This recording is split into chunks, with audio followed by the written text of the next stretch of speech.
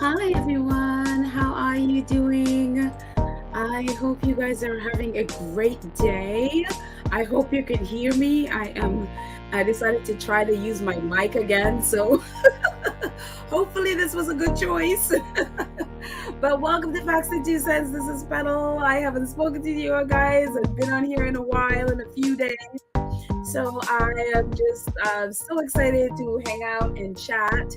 So welcome to Facts and Two Cents. As you know, we're a channel that supports the Duke and Duchess of Sussex, Harry, Meghan, Archie, Baby Lily, Mama Doria, Poola Guy, the chickens, Mama Mia, all of us here at Sussex Squad. Welcome everyone. Hope you guys have had a wonderful last few days that I haven't been on here. And so I hope you guys have had fun. I know a lot of stuff has been going on, archetypes and interviews and all sorts of things have been going on. So, and I have been working on a couple of projects that has pretty much taken me out of out of everything. So I am very much happy to be back and to say hello and to see how you all are. So if you guys could give me a thumbs up, again, I am using my mic for the first time since it just really spazzed out on me the last time I tried to use it. So if you can hear me, if you can just give me a thumbs up. If not, I will disconnect and jump back on my headsets. So if you guys can just give me a thumbs up, let me know that you're hearing me. That would be really, really awesome. But hello, guys. Thank you so much to our awesome moderator, Lydia, who alerted me. I came on not realizing when I posted this last night that it says 11 p.m. And I came on here not even realizing the mistake that I made. And so I'm telling you, if it's not for our awesome moderators, I don't know where I'd be. So I am so happy Lydia can't join us because she is working, but she was kind enough to jump on and tell me and make a donation. I mean, she's awesome. So thank you so much, Lydia, who is at work right now and may be able to listen on the replay. So thank you so much. Thank you so much, Lydia. Lydia's like, Pamela, are you sure you meant 11 p.m.? And I was like, oh no. So anyways, I am so happy to see you guys. I know I just saw other awesome moderator, Karen. Here is Karen M. Hi, Karen. Our awesome moderator is here, and let me see if our other moderators are here. So far, it's just Karen at the moment. So if the others come by, we'll say hi to them as well. Let's see. Let me see if anybody is. Oh, I got some thumbs up. Oh, thank God this thing is working. I'm like, I paid money for this. So I am so happy that it's working. Thank you guys so much for letting me know. So hi Lorna and Emma Day and Rosa is here and Carolyn and Nellie and Joan is here. And let's see, Vanessa is here, Ghislaine is here, Laredo. Hello, Laredo. Very nice. Carolyn, Legs is here. Hi, Legs. And hi, Joan is here. And Diamond Blue 24. I love that. Diamond Blue 24. I love it. Vanessa. Did I just say Vanessa? I don't know. But Sistrin is here. Hello, Sistrin. And R.R. Carter. And Annie is here. And Mimi. And who else did I not get? Let's see. Brenda Gray. Hi, Brenda. Brenda is here. And let's see who else I can grab before I move on. Oh, here we go. Nash Sagby is here. Hello, Nash. How are you? And so, and Arnett is here. Hi, Arnett. How are you? Honest, like wash hands. Yes, COVID is still here. So definitely wash hands. Hi, Bisani and Jan and Gwendolyn and Alla Quinette. Oh, there you go. I love it. So hi guys. Hello everyone. So I haven't spoken to anyone since our Archetypes Tuesday. And I'm sure you guys have been talking about it at nauseum. And so I haven't even been able to jump on Barron's or Duchess of Success or anybody's podcast lately because I've been quite a bit busy. So I'm sure everybody has talked out about it.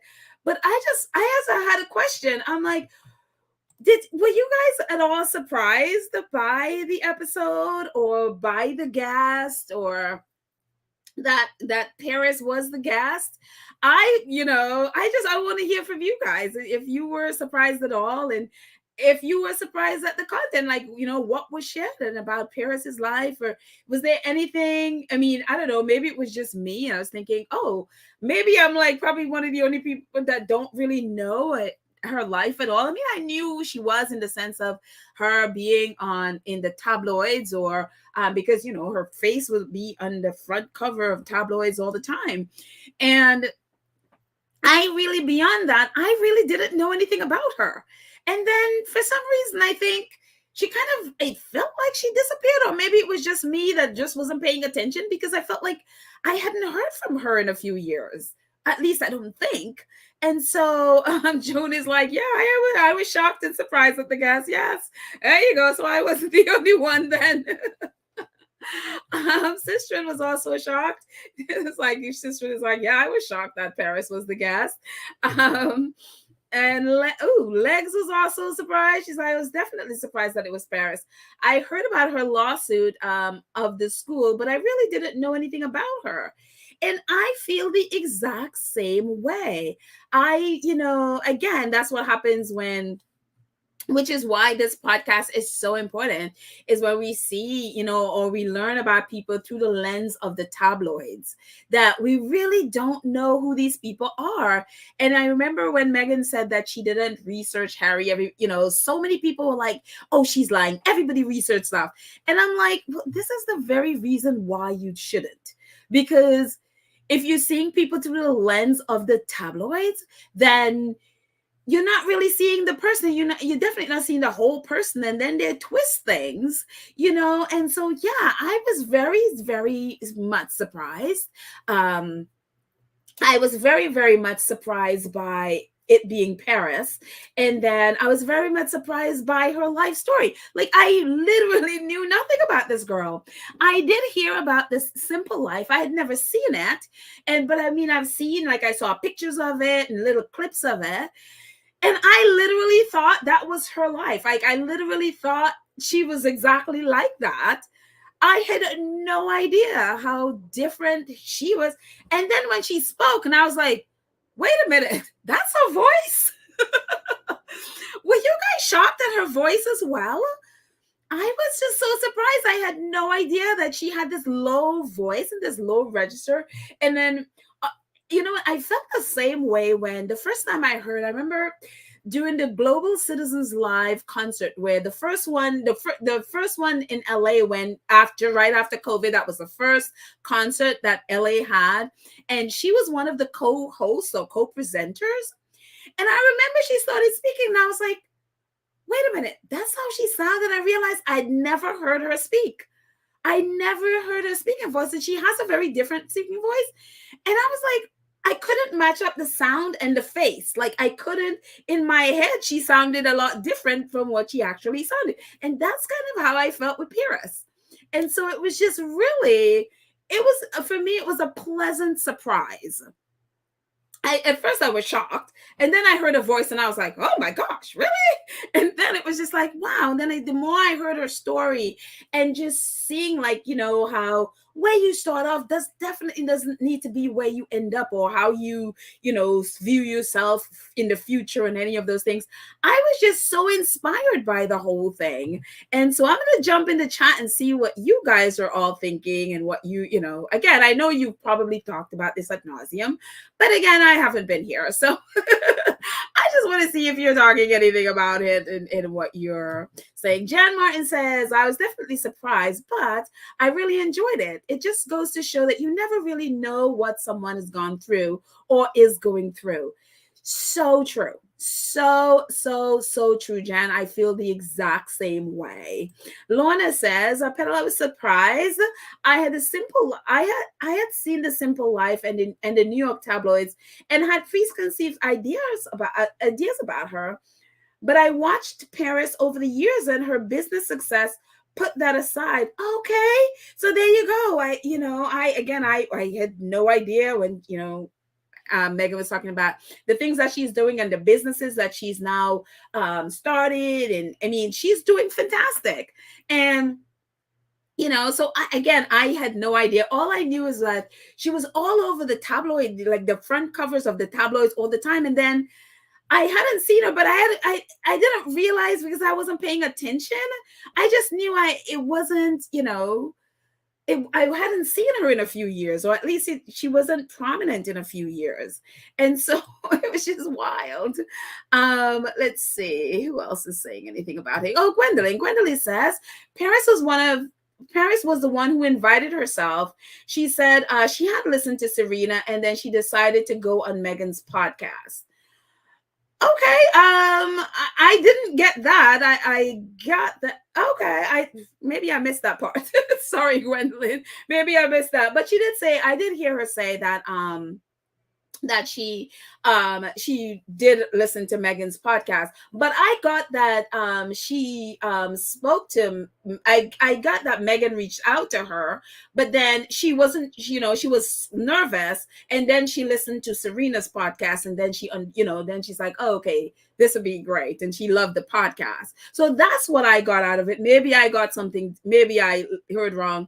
I listened to these podcasts quite a few times, so I'm going to go back and listen to it again. So, yeah. Karen M says, I wasn't surprised that the journalist didn't know Meghan's past before Harry. Yeah. People don't, sometimes you want to say, you're supposed to be a journalist. You're supposed to do your homework, but a lot of them don't. A lot of them don't. I heard, I think it was GMB, someone, Josephine, who, she's not a squatty, but she supports the Sussexes, and she posts a lot about, little clips of the morning shows in the UK. And one of them, I think, what was her name? She's on GMB, and I don't remember what her name is. She's like the host there. And she was like, yeah, I didn't know that Meghan was an intern at the embassy in Buenos Aires. And I'm like, you talk about Meghan all the time. You're a journalist. You guys live and dine and feast and everything, Meghan, and you didn't know that. This is like one of the most popular things ever. And you still didn't know that Meghan was an intern at the embassy in Buenos Aires. It's just like, again, tabloid, they focus on gossip instead of the truth. Let's see. Gwendolyn says, surprised about what she went through, really terrible. Didn't recognize her voice at all. Yeah, their voice was definitely, I wasn't expecting that. when the voice came on, I had no idea. I was just like, and she's, and then I think she knew that nobody would recognize the voice because, again, apparently it's so different from what I've heard before. And Kara says, yeah, I was shocked at her voice. Victoria was also shocked at the low voice. Terry says, yes, Paris is definitely a surprise, and her voice was a shocker. So I think we're all in the same boat with her voice. We are definitely all in the same boat with her voice. And so it was just wonderful. And I saw somebody in the chat just said that the Crown dropped there. I know that was supposed to drop on today, but I didn't get to see it because I was working on this and on this, so I didn't get to. I left Twitter probably over an hour and something ago, so I didn't get to see it yet. So I'm gonna see the trailer, and I'm very excited to see the trailer. Of course, we know that Shutter Island have been falling over themselves on a cliff and everything else. They've been tripping on them over because of what they know is going to come up in the Crown. But again, honestly, there's been this hashtag going around among the squaddy that hashtag the Crown is a documentary, which which is kind of like just sort of throwing something at them because they're like, oh, this is not a documentary, it's false, it's it's a false depiction, or it's not a retelling, but they basically want everyone to think it's complete fiction, and it's just like no, that's not gonna happen. And so they have been really falling all over themselves about that. And so we're going to talk about that in a second. In a little bit, we'll finish up with talking about our faves, and then we'll come to the crown and the mess at on Shutter Island.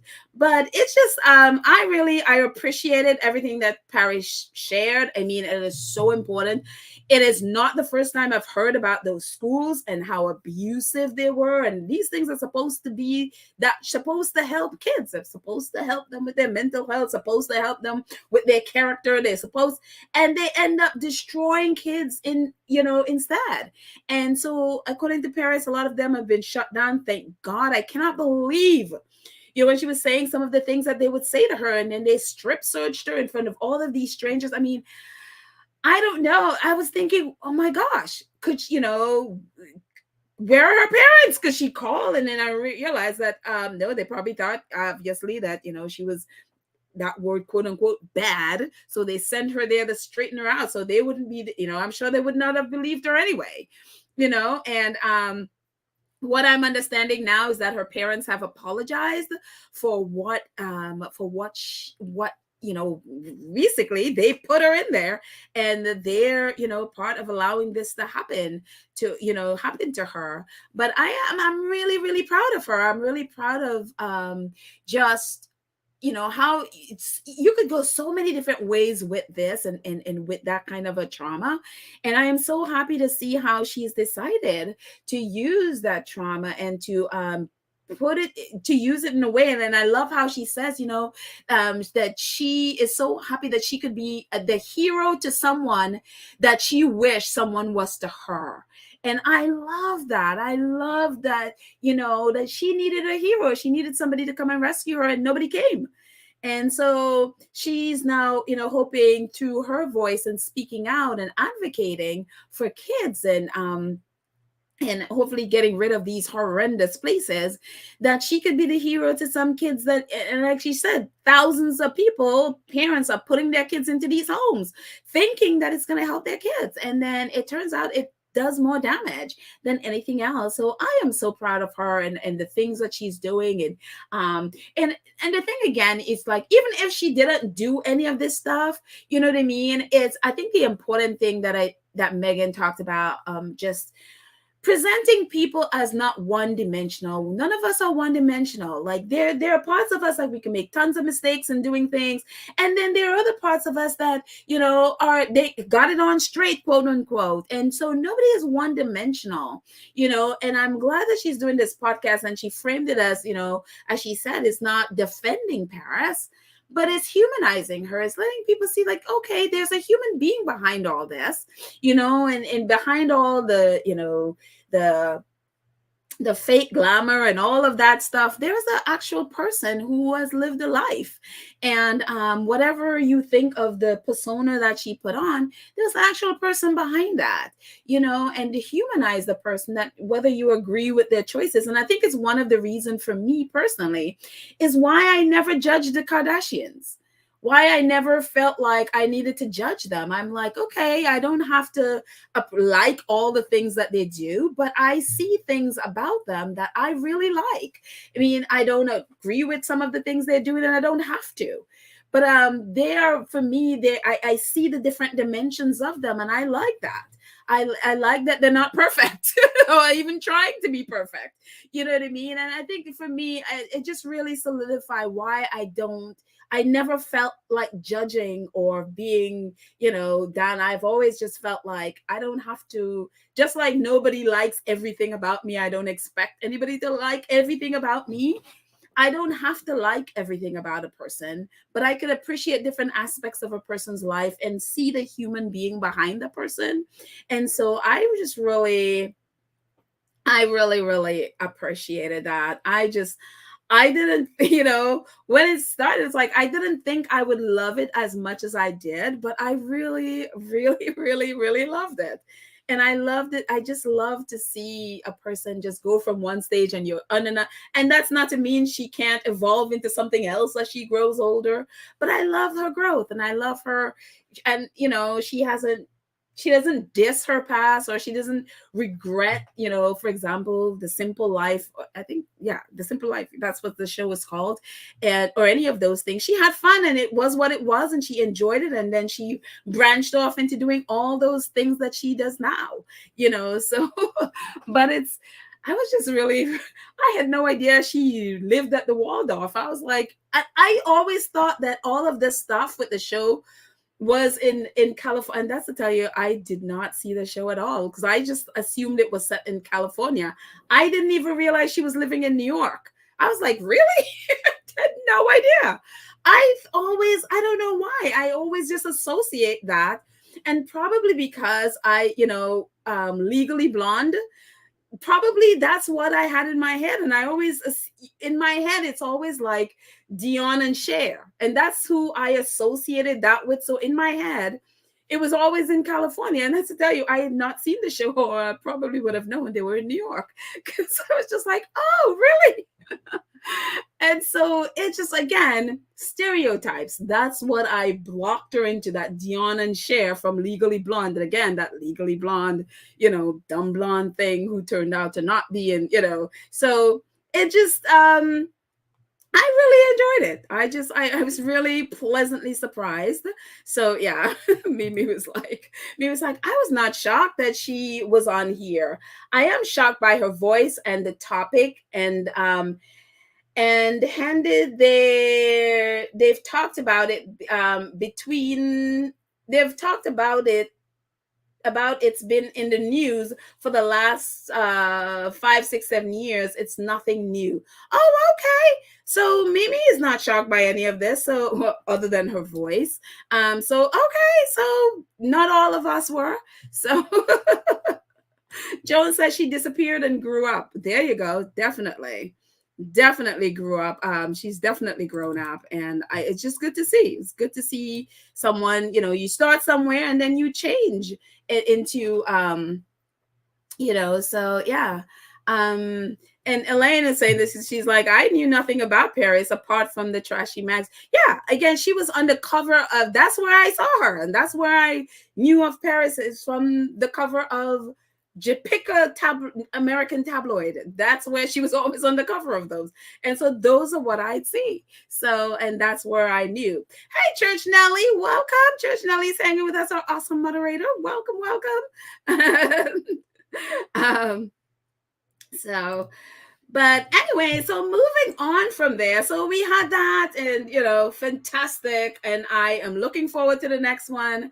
Whatever it is now, I'm like, oh, okay, what is going to be? Maybe this time I'll remember to do the poll. So I think we can do the poll, because since we have no idea what is going to be, let's guess.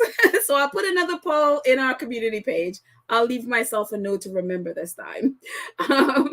Moving on. So yesterday we got this beautiful, I was just like, I was working on a project yesterday, and I was out, and I just happened to turn on my phone, and I was like, whoa. And we knew it was coming only because Meghan was supposed to be part of the Power Women's luncheon dinner award thing that had Oprah, and they had Hillary and Chelsea Clinton, and Ava, and who the last time I mistakenly called her Anna, and I got someone in the comments like, Petal, it's Ava, not Anna, so sorry. I was like, sorry, Ava, I didn't mean to call you Anna. And Ava was a part of it, and many others. So Meghan was supposed to be a part of that. And so because, as we remember, of Queen Betty passing away, it was pushed back. And so finally we got this cover. And I have to say, I'm not a huge fan of the cover photo, but the other wispy looking one looks like she's out in the fields in the green outfit. That's like my favorite one. I love the cover, but it's not my favorite one. I wish they had used the other one, the one on the left. I'm like, that one is my favorite one. Or even the one with her lying down, or the other one. I guess the cover one is my least favorite one. But I absolutely, there's been a lot of talk about between this article, and I'm assuming everyone has read the article by now. I'm going to put it in our show notes. So if you haven't read it, it's not there yet. At the end of this episode, I'm going to go in and put it in there. Um, so I hope you've read it. And if you haven't, please, the link will be there. But so there's been a lot of talk about this interview as opposed to the one that she did with the cut. And I know on Twitter there's some people have been very upset about the cut, which I actually blocked. I blocked them now because they just decided to use an article recently. I think it was from the Daily Mail, some really bad article that they just sort of whoever the writer was, she just basically cut and pasted, it looks like, all the tabloid article from the UK and created an article that was just a bad, lazy, disparaging article. And it was just so weird. So I blocked them. It's like, shame on you, the cut. Meghan basically opened up her life to you guys, and this is what you do.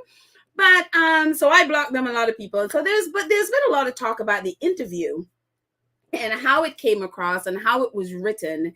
And one of the narrative is that that Meghan had opened up her house to them, to just being so generous with her time, generous and just being open with giving them, giving that was the other than Oprah interview, that was her first big interview since then. And it was supposed to be about, which we thought about, Archewell and also Archetypes and all of that stuff. And then, we saw what happened. I mean, there were some wonderful parts in there with Archie, talking about their love and, talking about Tyler. It's the first time she really opened up about, just really what Tyler meant to her and meant to them and their love, and him giving the piano and telling them, to you write your own lyrics. I think that was the line. But a lot of the play from that article came from, Meghan saying that she did not have she can speak. She did not sign anything about, to not say stuff about what her experience had been in the UK and with the royal family. And so a lot of the angst and the anger basically came out of those things. And in some ways it kind of overshadowed, because of people's take on it, it kind of overshadowed the other parts. I mean, as a squad, we try to focus as much on the parts with Tyler and all of that stuff, which was wonderful.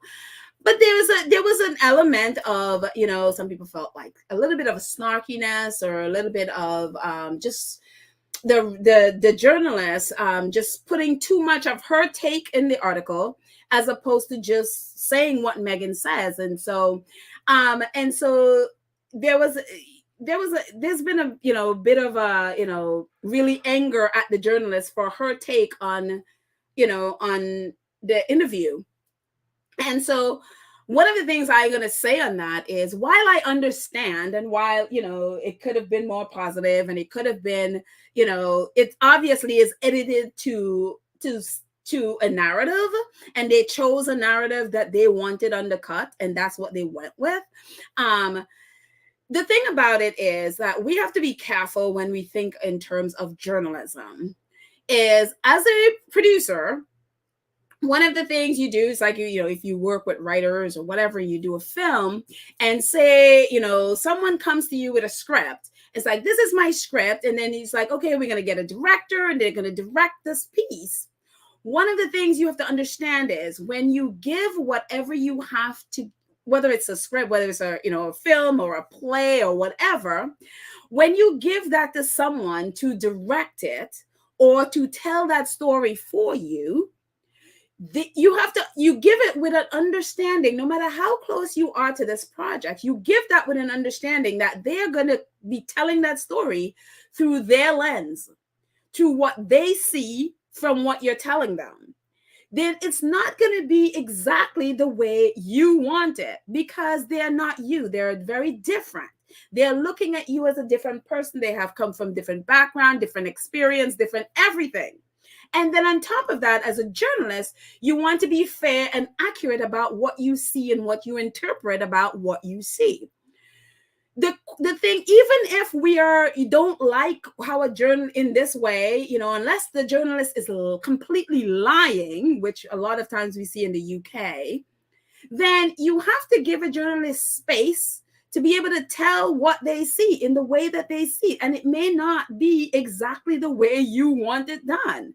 Or because if it's something, if we're going to say, like, for example, Meghan invited this journalist over, she got to meet Archie, she went to school with her, and all of these things, so therefore her article should be positive, then you're going into sort of client journalism, where I treat you nice, so you have to write nice things about me the way I want you to write it. That's what they do in Shutter Island. That's royal family journalism. That's what they do. That's what you see when you see these puff pieces in the UK, where it's like they wine and dine, like Meghan says, they wine and dine these journalists so that way they can write nice things about them. And if you don't do that, they will attack you and they will treat you the way they've been treating Meghan. When you're thinking, so I just want to sort of, speak on that, because even though the cut article, there are parts of it's like, it didn't ring like it kind of, because again, I coming from a place where I love Meghan and I am all here and I'm supportive and I am, totally biased in a lot of ways when it comes to her. I want only positive. So when anything that strays away from that, it's like, ugh. But then I have to think in terms of when you're dealing with journalists, it's the thing is, she had to be faced what she saw. She saw what she saw, and she interpreted the way she interpreted. And again, also, journalists write in different ways. Like, she wrote a lot of things. She wrote about what she saw and less about what Meghan actually said. This article, if you've read it, hopefully, again, the majority of you've read it. He basically, his way of doing it was he put the question there and she said, she gave her her answer, and he just copied her answer there. And so it's just different ways of telling a story. But again, it's just understanding when, if you want your story told the way you want your story told, you literally have to do it yourself. Is the reason I am a content creator, because I am very, very, very particular about what I want and how I want it.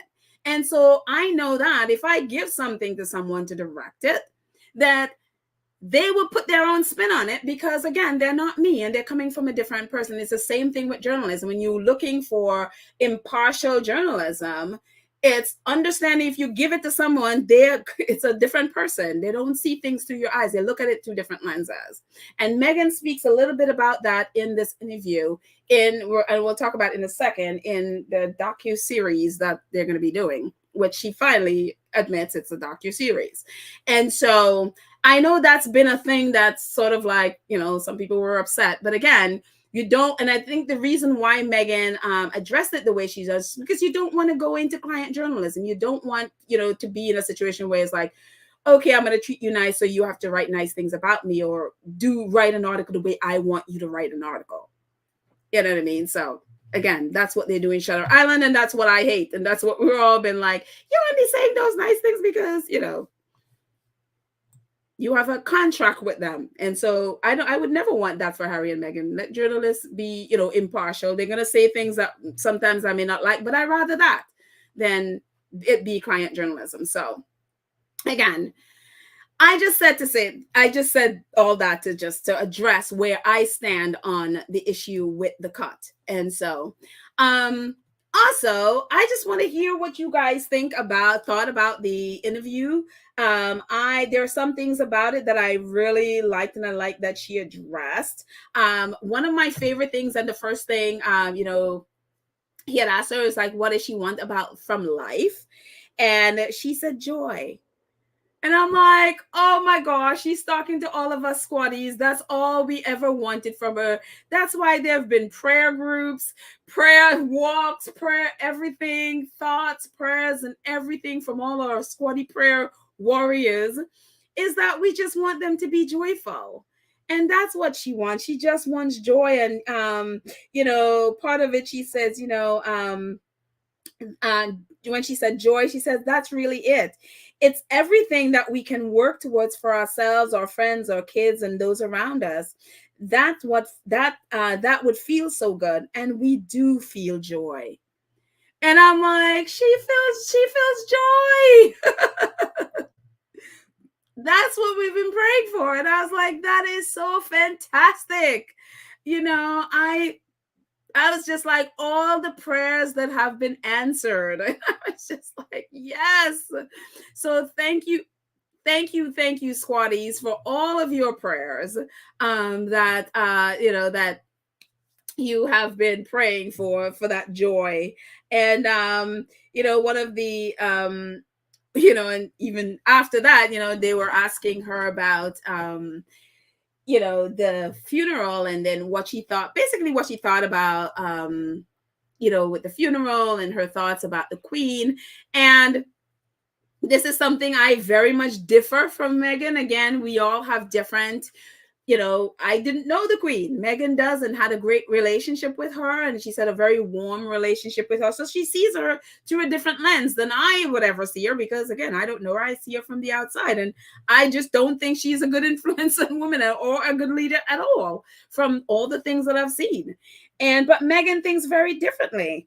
Meghan's, she says, the world, well, at least the article says, the world watched and mourned as the long reigning monarch in British history was laid to rest, and celebrated for what Meghan says was a shining example of female leadership. So Meghan sees her as a shining example of female leadership. I, on the other hand, think I'm sitting here thinking, really, where? I don't see her leading women. Like, where is she during the women's movement, or the fights to, for equal pay or right to vote and all of those things? I don't see it at all. And so that's how different we are. Oh, Mrs. S, thank you so much for your super sticker. I appreciate so much your support. Thank you. You guys are awesome. Thank you, thank you, thank you. I don't see, and again, we see things differently. We see things so very differently. And so I I'm like, okay, Meghan, you know her, I don't,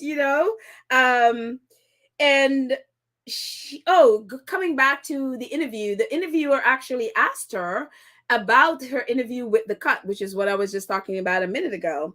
And she said about that interview, she said that interview, basically, that story was intended to support Archetypes and focus on other projects. I have had some time to reflect on it. Part of me was just really trusting, really open.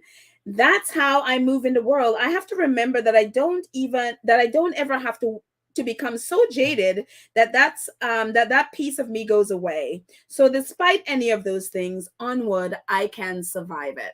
So she was obviously not too, at least it sounded like she wasn't too pleased, because the interviewer for The Cut, as she said, was supposed to be promoting and talking about, focusing really on their work and about archetypes. And if you remember that article, there wasn't really anything about archetypes, or really much about the work at all, other than Harry and Meghan showing their office.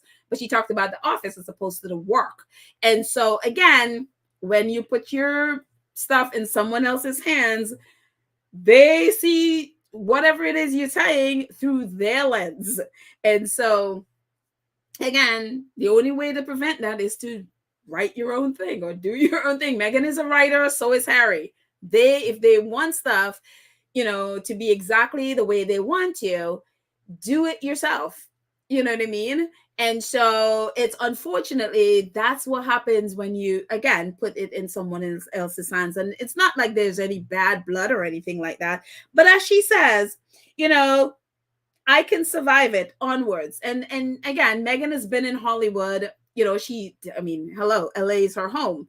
It's her home. So, and she's been in and around Hollywood, and she's done enough interviews to know how this stuff works. Even if she's, she may not be, at least it sounds here that she's not exactly happy with how it turned out, because again, it was supposed to be about archetypes, and it was supposed to be about their work at Archewell. It doesn't turn out that way. But as she says, I can survive it, onwards. And so I was just very happy about that, to see her strength, and to see It's like, okay, Meghan has a voice. She can speak for herself. I don't have to be so terrified of every single thing that's going on or said about her. She's like, I can survive it. And I love that. Not that I still am not upset when people say stuff, when, especially when it's a lie or, whatever.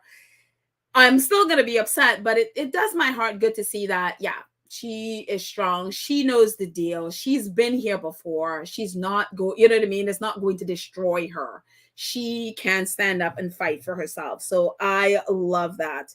And it's funny because she talked a little bit about that docu-series that's been that has so many, the tabloids have been going crazy about this docu-series. It's either postponed or they're changing it, or Harry and Meghan are changing what they said because the book says something. I mean, it's just the tabloids are going crazy. So much so that one of the tabloid writers, I ran into a tweet of his a couple of days ago. He's like, I'm so confused. There's so many different things. I don't know what to believe. I mean, when they're confusing themselves, they don't even know. And it's just like, you don't know what is going on. Stop writing about it and let it just happen. Just stop. You don't know anything. It's just, but they need to make money. So they, they continue. So the journalist asked her outright. He says, what can we expect from Liz Garbert's docuseries on you and your husband? And Meghan says, it's nice to be able to trust someone with our story, a seasoned director whose work I long admired, even if it means it may not be the way we would have told it. But that's not why we're telling it. We're trusting our story to someone, and that means it will go through their lens. It's interesting. My husband has never worked in this industry before.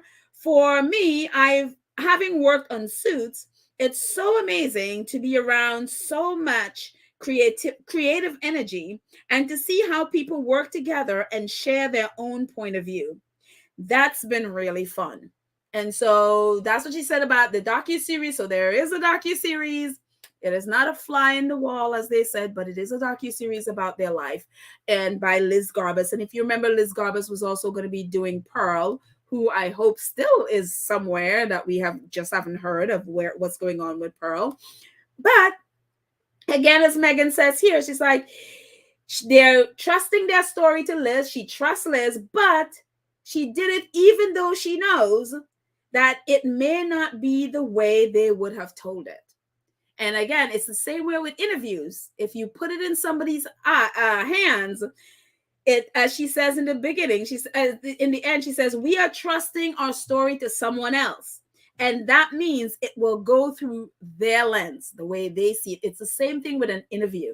If you put it in their hands, know that they're going to be saying it the way they see it. And so, but I'm glad she said that she has enjoyed the creative process, working together with Liz Garbus and her team to create it. It must have been weird for Harry because, again, as she says, he's never worked in Hollywood before.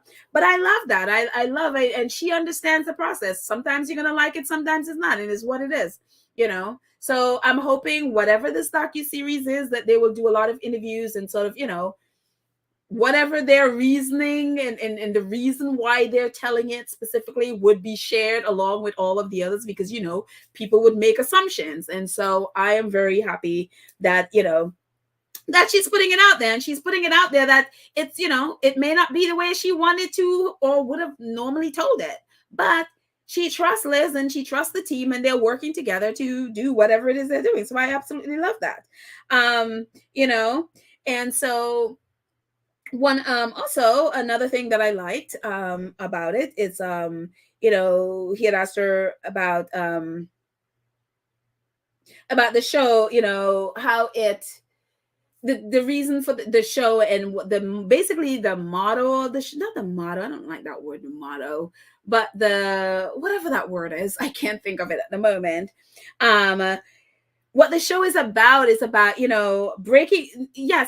breaking down those stereotypes, but it's about helping women to be seen, and people remembering that that there's a human being behind every story, and it also helps people to be seen and to be heard and to feel like and really um you know really know that they're being heard. And that has been one of the things that I really love and enjoyed about the about Archetypes, because that for that very reason, which is why a lot of times I feature what people say about Archetypes, because a lot of people say that very same thing, that they really really enjoy being seen. It not enjoy, but they appreciate the fact that what they're thinking or feeling or going through, that they are seen. And I absolutely absolutely love that. um just a couple more things yeah. Oh, she talked about going back to Immaculate Heart, and talking to some of the kids there, talking to some of the girls who just graduated. And she said that she spoke to them for the podcast. So we know now that some of the Immaculate Heart girls are going to be on the podcast. Don't know about what, but it's very excited to hear. She talked about what it was like right after the interviewer asked her what it was like right after the Oprah interview, how she felt. And she basically said she was pregnant before and after. She didn't really see anybody, obviously, because we were in lockdown, so she couldn't, because she was pregnant and it was COVID. And then she talked about just going to a birthday party for Gloria Steinem, and just being so loved and taken care of and welcomed. And so and I'm so happy she has that community, that she didn't have to deal a lot with a lot of the mess that that was thrown at her at the time. And so that is her, like, she whatever was going on online and all of that stuff, that's not part of her reality. And I really really like that. And I also love the fact that she talked about, and basically, I feel like she was giving some information to the tabloids. I don't live in LA. I live 2 hours away from LA. That's on a good day when there's not a lot of traffic driving from Santa Barbara to LA. And so we are commuters. We take food on our way, or we stop at In-N-Out Burger, which I'm sure a lot of people are trying to figure out which In-N-Out Burger they go to. And so, but I love that story. I love her talking about, traveling with a whole bunch of cookies, chocolate chip cookies, and and I love just how she talked about how she and Harry work together, and how they divvy up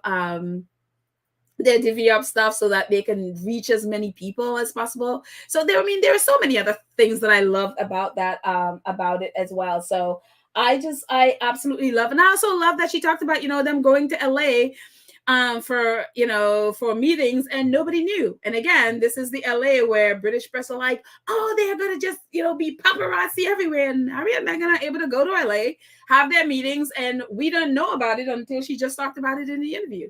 So I love that. And again, dispelling all those ridiculous myths that is in the British press, who really, one, did not know California geography, and two, they don't know the American culture. They just sort of guess what American culture is. And so it's really, I love the interview. I thought it was really wonderful. And I hope you guys have seen, there's been a lot of clips online about, talking about Archie and Lily, and Archie and Octonauts, and her rapping to some dinosaur children's show. I don't remember the name of the show, but there's really really cute clips about what shows she watches and stuff like that. So I will put some of the links to the clips in our community page later, but the link to the article again will be in the show notes. So I'm just going to jump into chat and see what you guys are talking about, if you what you thought about the article.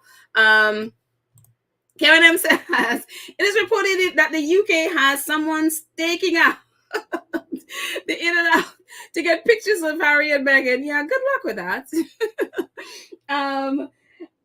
Josephine, I always check her Twitter page, and there's this blogger who is also doing the same thing. I think she's American, actually. She's also trying to figure out which one of the In-N-Out burgers that Harry and Meghan, but we've always known that he loves the In-N-Out burger. So yeah, just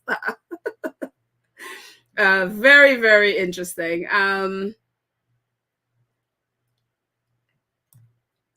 Wait, Mrs. S, you're having trouble with YouTube? I am sorry.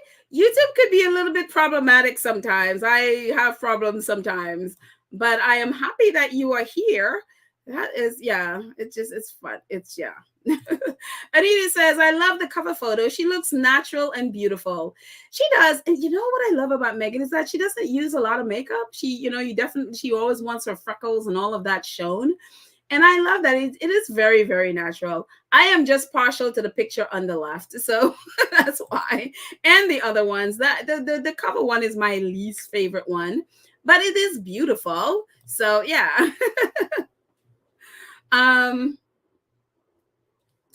Jan Martin says, "But I love that. Oh, I love that you're full of passion and fire, and you have a good sense of what's right, and you have a way of making people feel seen. And well, I'm happy. I'm happy that people feel seen and heard. We all want to always feel seen and heard. So there." Absolutely. Well, I am happy to hear that. And we always want to feel seen and heard, and we always want to make people around us or who listen to us definitely feel seen and heard. So that's good. Let's see what else.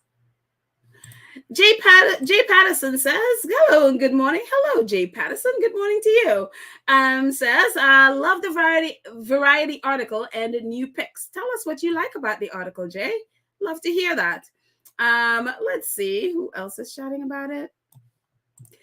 Terry says, I wish Variety had turned off their comment section because the haters and trolls have left some really nasty comments. I think a lot of people don't. I mean, I'm assuming by now people should know to do that, because especially say charities and stuff like that. I mean, I remember a couple, not this time when Harry was doing the Zoom, but I think it was before. I even tweeted at them and I'm like, hey, guys, please turn off, you might want to consider turning off your comment section so trolls don't come and live and spewing their stuff under your post. So this time when they posted with Harry speaking to the kids, they turned off their YouTube comment section, which I thought fantastic. And I think that's what people, whenever they post about Harry and Meghan, should do that. So that way, it limits, it definitely turns off trolls coming and, landing under your post and spewing their nonsense. And then that breeds more trolls. And I know with the Cut article, Meghan was sort of toying with the idea of coming back to Instagram. And if she does, that would be the advice I'd give her as well. Just turn off your comments. People can like it if they want or not, but just turn off the comment section. You don't need to have people commenting on whatever you do. So, or either that or leave it on for the first, I don't know, half an hour and then turn it off if you want to hear for the first few people. Sometimes when when it triggers the trolls, it's usually like at least half an hour after something is dropped. Then you see the trolls descended because whomever is buying up all those bots send their trolls. But if you want to do that, but yeah, definitely turn that off. And he says, people that are talking negative about Meghan have never walked in her shoes. And, it's funny with that. Yeah, that's definitely true to a point. But there are some people that have not walked in her shoes, but have walked similar paths and are being critical and speaking negatively. And, I didn't see the whole of it. Because I was doing a project yesterday, so I didn't see the whole thing and I didn't comment on it. I just sort of saw, I think she had maybe taken it down. There was a girl who was on Deal or No Deal, and I guess she was a briefcase girl, I guess. And she didn't have a positive, at least she was a bit negative about this. And basically she claimed that she was trying to say, I didn't see her original tweet, I guess she had taken that down by then, by the time I saw the whole thing happening. But what I understood is that she said that she wasn't trying to criticize Meghan. She was just trying to say that wasn't the experience or at least wasn't her experience. And people were trying to explain to her. And then she said that she didn't really listen to the episode. And so that's when people were like, wait a minute, you didn't listen to the episode. So you come on social media and you're, defending the show, or saying, basically intimating that Meghan was lying, or Meghan, or basically just invalidating Meghan's experience, because of what you thought she said, but you didn't even listen to the episode. And so people were on her case. So apparently now she has taken it all down, and that will teach people, wherever she got that information, which is usually from a tabloid when people do stuff like that. She didn't listen to the episode, but it was a negative way how she came across. And and so even though she'd walked a similar path, she was being negative. And again, now she has taken it all down. I guess with the backlash, she probably can't handle the backlash. But again, even with that, you see stuff like that sometimes. People who have been, gone through things, and somebody else gone through it, and sometimes they're not the most, you would think they would be, compassionate. You would think they would be, and sometimes they're not. So yeah. So, and it's very interesting with that episode too, because to see I've seen some women kind of defending that trope.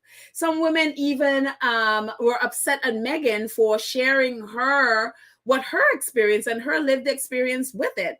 And it's almost like they want they're so bought into the bimbo trope that they are defending. It's like they want to call people bimbo, or think of someone in that way, but God forbid the person who lived and felt that way to talk about it, because all of a sudden that person that we've been thinking of as, say, in that trope, in that bimbo trope, we have to think of that person as a human being. Therefore, our judgment of them, we can't get away with judging them anymore. So we have to defend, like, no. So it's really weird. It was really weird to see women defending it, and basically coming at Meghan for talking about how she felt. She didn't, and again, in the episode, as she didn't talk about anybody else's experience. She even said, she even talked about the women being very, intelligent women that were on the show with her. She was grateful for the show. She was grateful for the things that she, that it was able to afford her, a salary, her union card, insurance, all of those things. But still, her experience, and for her, that's how she felt. And people were still angry at her for saying, this is how I felt.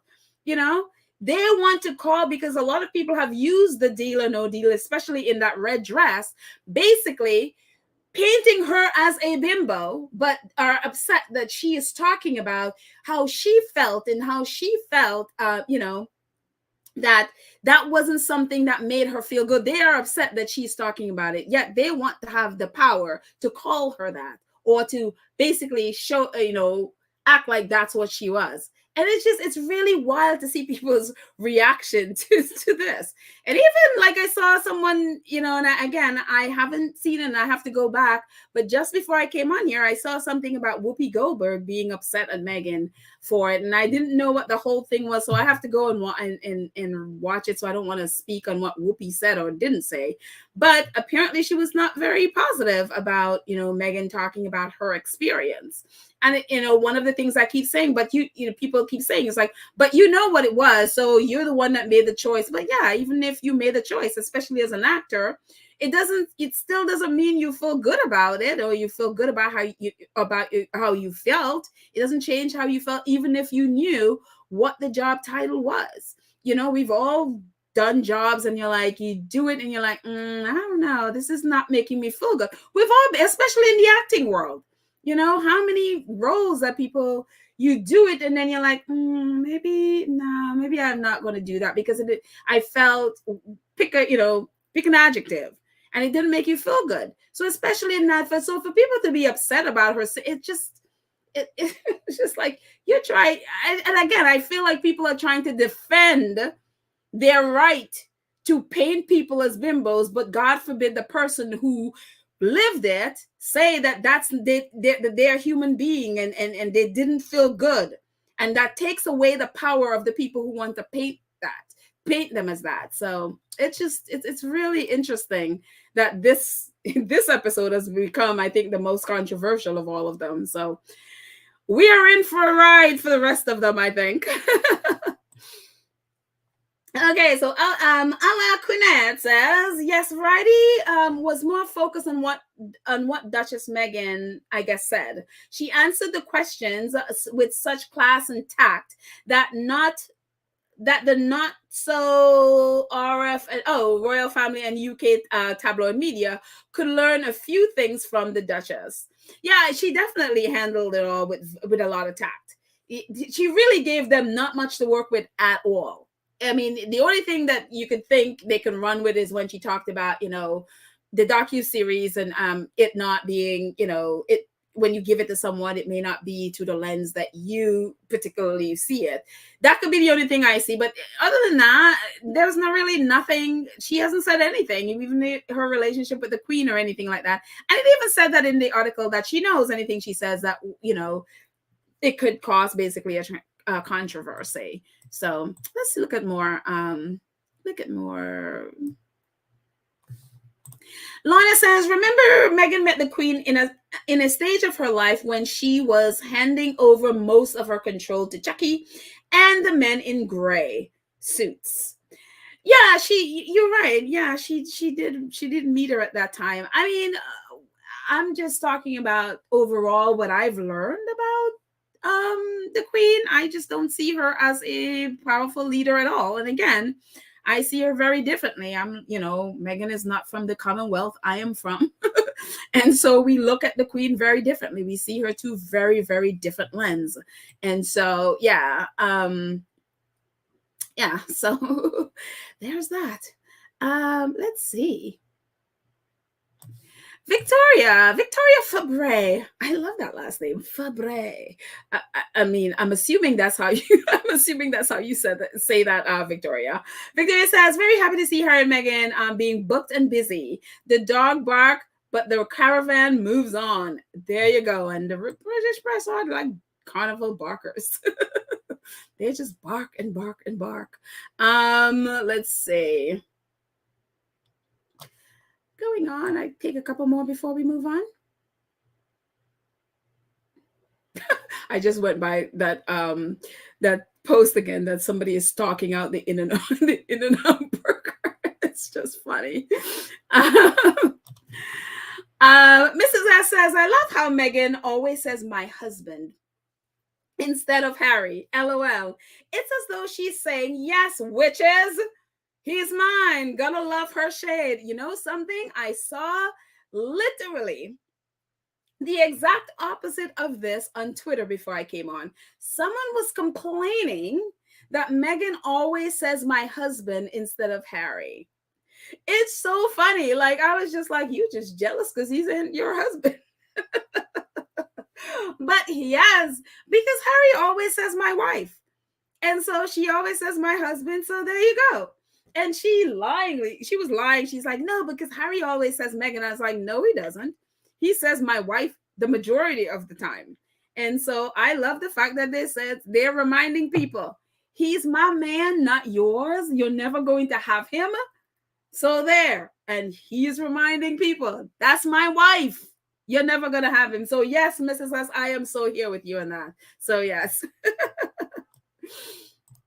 Elita says, the softer motherly side of Meghan, I love it. And yes, and she's such a nerd. I love the nerdiness.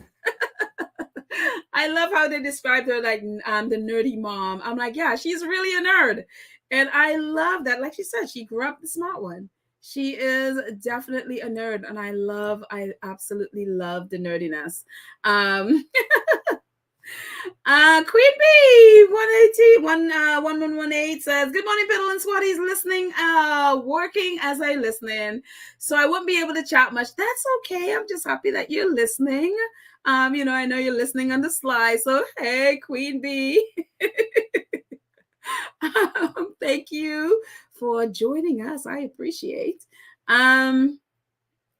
So yes, but let's move on. I mean, I'll come back to the comments in a second. So let's move on. So this is great things from them, and it's so funny.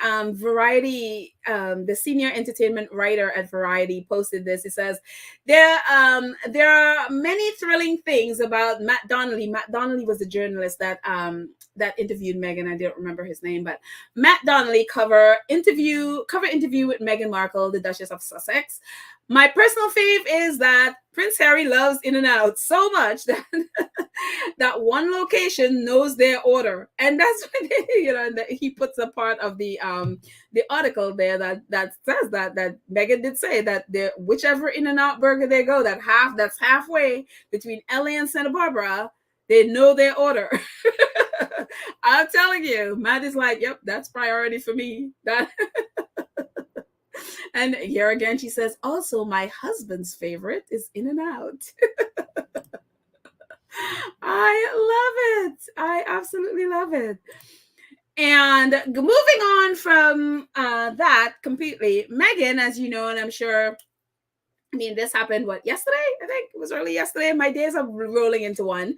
When Mandana Diana, who, if you don't know, she's the CEO of Archewell, or president, actually, of Archewell.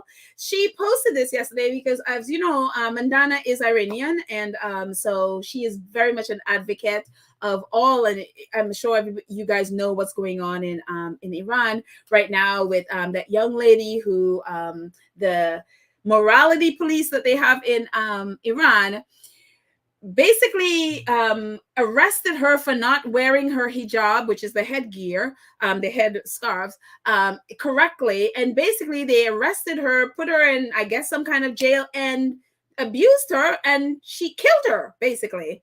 And so all of Iran, the women of Iran, have been protesting now for weeks, and there's a lot of crackdown. So far, I think the last I read, there were like 215 people have died since she died, and a lot women have being killed and now women are being really rising up and are taking off their hijabs, some burning it. School children, teenagers are chanting on the street, taking off their hijab and really fighting for their freedom, and they're really paying with their lives. And it's tragic, but it's also inspiring. These women are, I mean, can you imagine in the year of the Lord 2022 that you are fighting to not put something on your head? And there's a morality police, notice the guys don't have to put anything on their head, but the women have to cover up. And they're fighting for their right to do basically have their head the way they want to. If they want to cover up, they cover up. If they don't, they don't.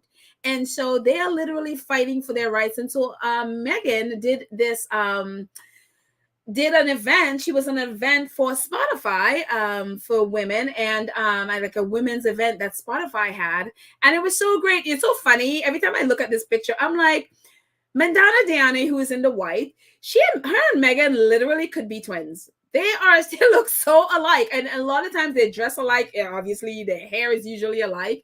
They can literally be, if not twins, definitely sisters. They have become really, really great friends. Madonna is always talking about Meghan, how grateful and happy she is to work with Meghan. And they're so similar. Their passions are the same. And it's just wonderful to see them work together. She was with Meghan when Meghan visited Uvalde, Texas. She was there with her. And so, so Meghan was at this event, and apparently the event was about supporting women in Iran. And so Mandana, this was her Instagram account, says Women, Life, Freedom. And if you see what Meghan has on her shirt, just in case you didn't know that before, if someone had mentioned it, I'm sure they probably have, but that's what that says in Farsi. It's like women, life, and freedom, and that's what's on her thing. Women, life, freedom. Allies have shown up in so many forms over the past months since the death of Mahsa Amini. That's the name of the girl who died. She was only 22 years old. I am so grateful to work with incredible women like Meghan and my fellow Iranian colleague and friend Ashley Mumtani, I guess that's how she says it, as we continue to highlight the bravery and courage of the women and young girls on the front lines of the most important feminist movement of our lives. And she goes further to say, at an event today, Meghan spoke about the revolution being led by women and young girls in Iran, the courage and bravery they show every day, and their leadership and advocacy of basic human rights, women, life, freedom. As an Iranian woman who fled her home, that's Mandana saying, as an Iranian woman who fled her home country in pursuit of these very freedoms, I could not have been more grateful for how she chooses again and again to advocate for women around the world. Proud day at Archewell, and especially for me and Ashley Montani. And so, and that's the thing with Meghan, it's what Mandana is saying. It's like she shows up time and again, over and over. She shows up for women. And what for me, as she, when I read that the first time, it made me sad because to see that Meghan over and over, she just literally always showing up for women, no matter what. Even the ones who hate her, who abuse her, she shows up for them day after day. And it just really made me sad to see so many go out of their way to not show up for her, and even worse, to abuse her. And so it made me happy to see her supporting the women of Iran, and also so obviously supporting Mandana and her friend. But it also made me really sad to see how many literally go out of their way to not support her, and to and to show up for her. And it's really yeah, it just really made me up. It made me sad when I read it. And this is a writer. She is actually a correspondent for, I think, German television, Natalie Amiri. And she says, whatever, Frau Leben, Frau, German. I don't speak German. Sorry. German squatties, you can tell me how to say it. I should have practiced, and I forgot. Wearing Farsi words, women, life, freedom, Meghan Markle stood in solidarity with women and girls in hashtag Iran. And that, you see on the right, that's the event that Meghan, and again, I love Meghan's team. No leaks. Meghan just shows up and she does her stuff for Spotify. And if Mandana hadn't tweeted about it, we would not have known. We had no idea this was happening. And again, this was for Spotify. And it really shows, it's so funny because right before Archetypes came out, people were like, oh, Spotify is going to cancel her contract. They're going to take back that money. And look at, look at how embedded she is in Spotify. She's doing it at Spotify events, It's like, it's amazing. And I really love that. And I love her relationship with Mandana. It is just so awesome. Oh, wow. Official Lauren Brown, thank you so much. Thank you. And she is saying hi to me. Hi. And Church Nelly Elaine, Joan Garcia. I just said all of them for you. Official Lauren Brown, thank you so much for your donation and your support. I very much appreciate it. Oh my gosh, you did it again. Oh man, thank you. Yes, Petal. Yeah, Meghan has always been a supporter of women. She is always on the side of justice from what I have seen. And you're so true. It's so true. And again, which makes me sad that so many people don't show up for her. And yeah, it just yes. That is the sad part for me whenever I see this. So, but anyways, she is happy to show up. She is not gonna, and that's the thing I love about Meghan. She's not gonna change who she is because people are being who they are. And so I love that about her. So anyways, moving on. I guess I'm sure you guys have heard about Archewell helping to build the park in Uvalde, Texas. And I realized I forgot to bring in the pictures. I'm sure you've seen the pictures. If you haven't, the link is going to be in the show notes, so you're going to see it. When I remember when Meghan went to Uvalde, Texas, and there was all this hate. And some of the same people that are hating her now are the same people who were just on her case for going because she did, in their mind, the only reason she would go there is for attention because that's who they are. And she just want attention. And there's all this backlash that Netflix cameras were there and all the nonsense, And I can guarantee you that all those people who were attacking Meghan, not one of them has done anything for Uvalde, Texas, and the families there. But we know that Meghan has been in the lives of people there because they've tweeted about it and told us about Meghan calling and helping, you know. And she was there, and she went to the blood donation place, and she brought them food, and she was there, serving and on all of these things.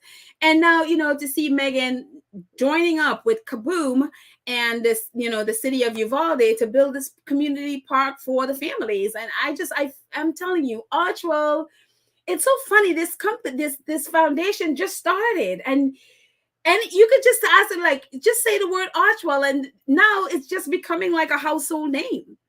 It's just like everywhere you look, Archewell is involved in something in people's lives all over the world. And it is just so wonderful to see.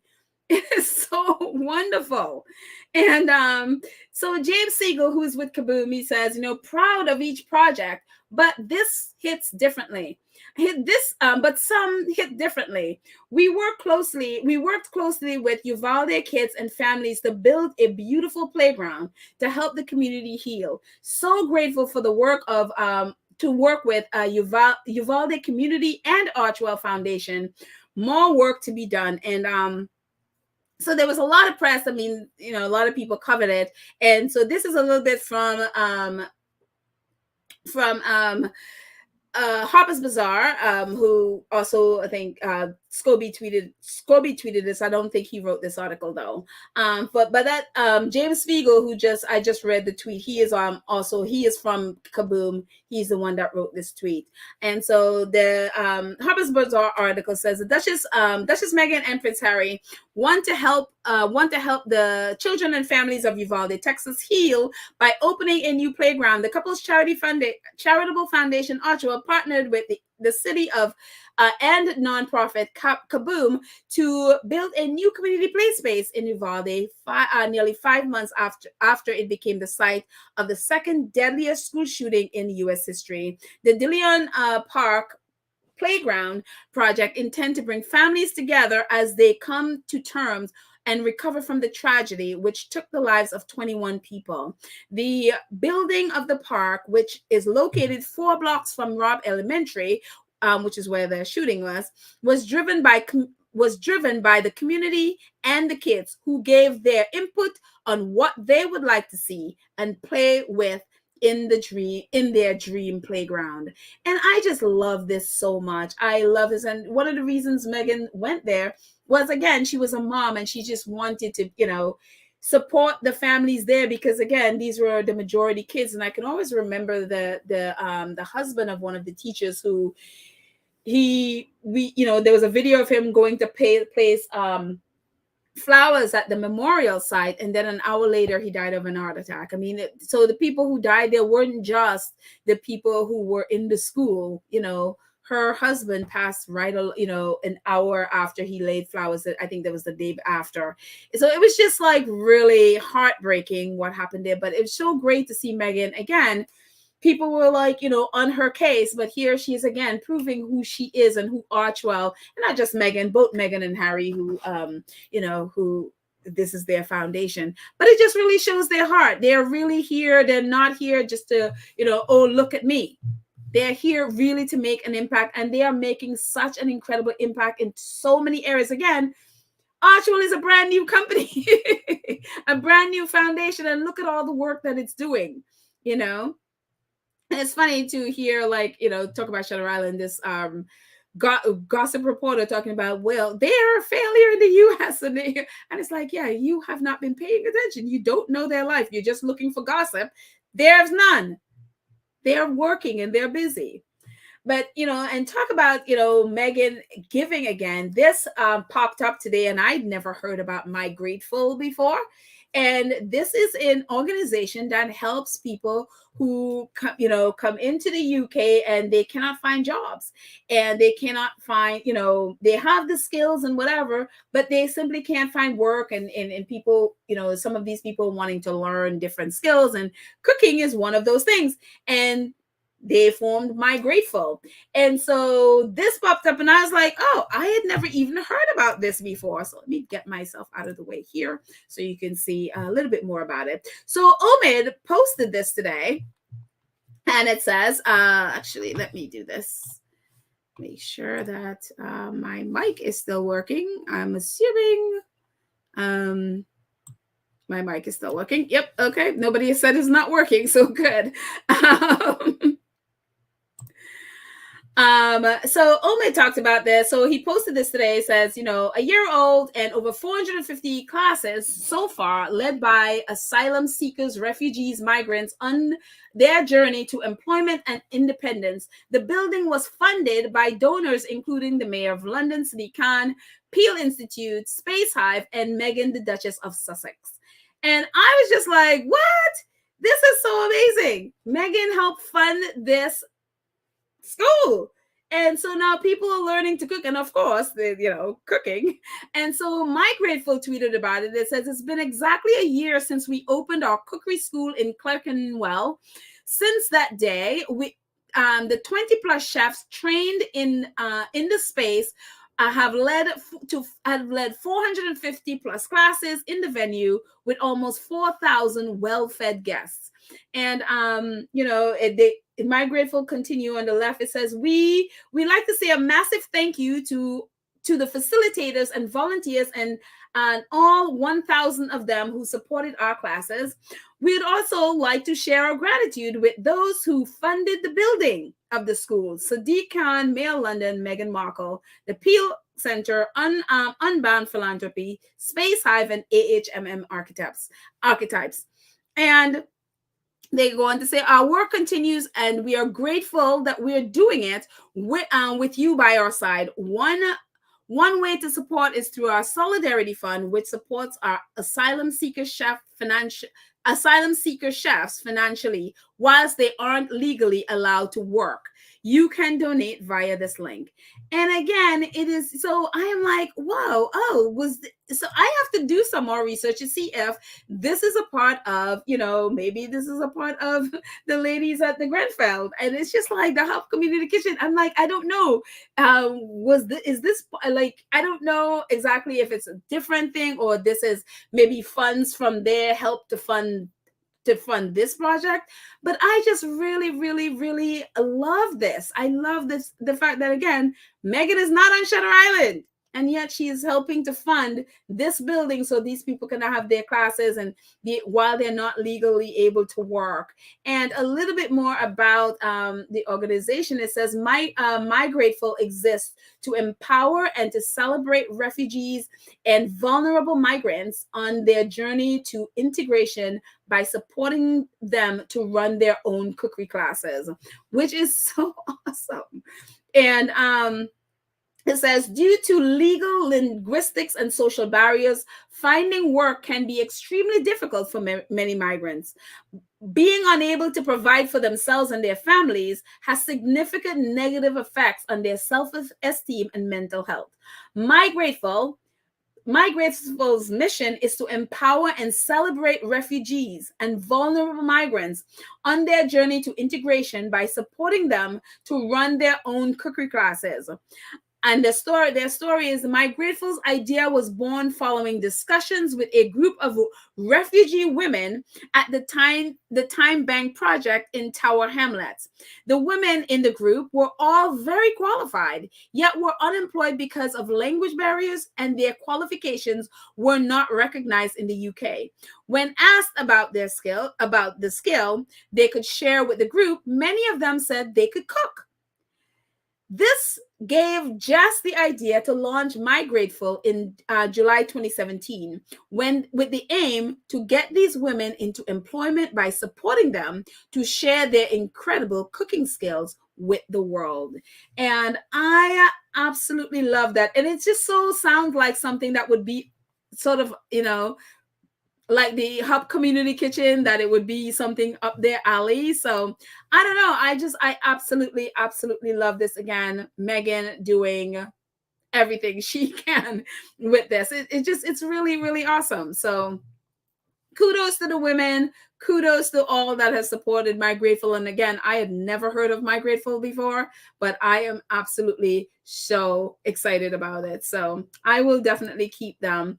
And then Prince Harry last night, just in case you didn't get it, Prince Harry was hanging out with Alex Robichaud and Reid Hoffman. They were doing a summit about leaders' mental health, and it was just so fantastic. All we, for out of the blue, there's just Better Up just posted. Better Up CEO Robichaud and Reid Hoffman are about to take the stage. Literally, they tweeted right before they took the stage that at the Master of Scale Summit, and to discuss why leaders need to focus on their own mental health, Any guesses who might be joining them for a surprise appearance? And of course, they put Harry right there. So we're all like, please send us a video. So it was really exciting to see Prince Harry. Meghan is doing her thing and Harry is doing his thing. So it's fantastic. They're booked and busy. And so this is a little bit about it. It's like Better Up, Alex Robichaud and Prince Harry. Scale yourself first and then your business. Before you can help others grow, you must be equipped to take care of yourself. This is far from a new concept for Alex Robichaud, the co-founder and CEO of Better Up, and Prince Harry, the coaching platform's CIO, or Chief Impact Officer. They both share stories from their own lives and others that exemplify the value of adopting the right mindset for growth. Robichaux's scale journey stems back to a piece of coaching advice that changed his life. By closely observing and following the user's behaviors, the company slowly took shape as an enterprise tool that changed thousands of lives for the better.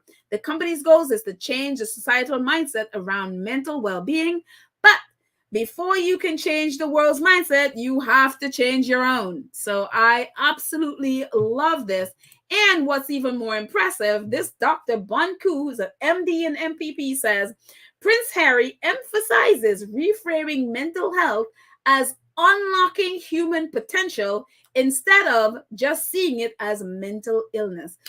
Prince Harry is brilliant and he is looking fantastic. I mean, look at that picture. I mean, yes, mental health is important, but again, look at that picture. The man looking happy and fantastic and joyful, and may they always remain this joyful and happy. Look at that. I mean, the lady is wonderful as well. She is looking wonderful. But again, look at Harry.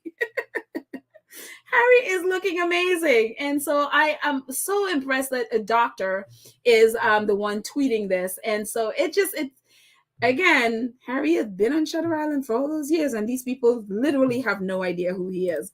So I was just really, really happy to see Harry. And Joan says, his hair looks like it's growing. Well, yeah, there are parts of it that's not. When you see it under lights, it's like, well, it's not. But, from this angle, it definitely looks full, shall we say. We are like ragging on Harry and his hair. But I am just very happy for Harry. So anyway, so we're going to move on. And before we do, actually, let's just take a break and just get a different mindset. And yeah, just for just a second, just a different mindset. And we'll move on to something else.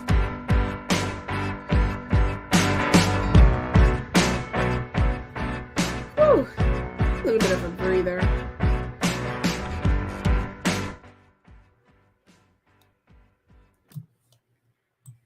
Yep. So anyway, so we are going to move on over to Shutter Island. So thank you, Joan. Let's just get that out of there. Yep. Thank you so much. And a little bit on Shutter Island,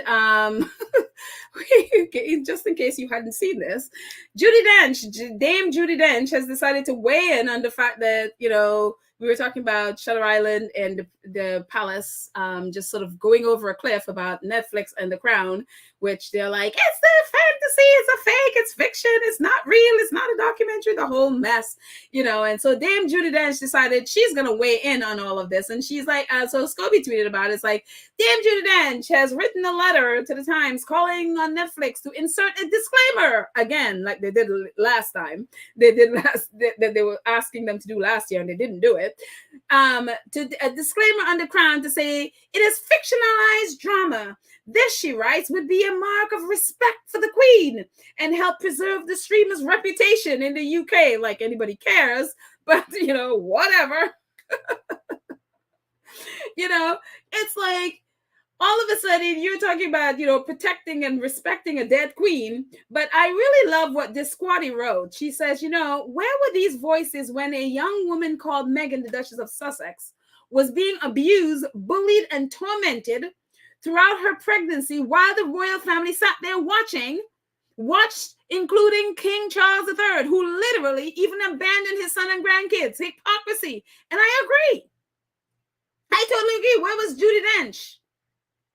It's only about respecting the Queen, which this is not about. It's nothing to do with the Queen, And it's just like, where was her voice? Where was, shouldn't she have spoken up then too? Or is it just, to preserve the name of the monarchy? She doesn't care that a woman is sitting there being abused, But let's move on with Dame Judi Dench and her letter that she, She says Sir John Mayer is not alone in his concerns that the latest series of The Crown will represent an inaccurate and hurtful account of history.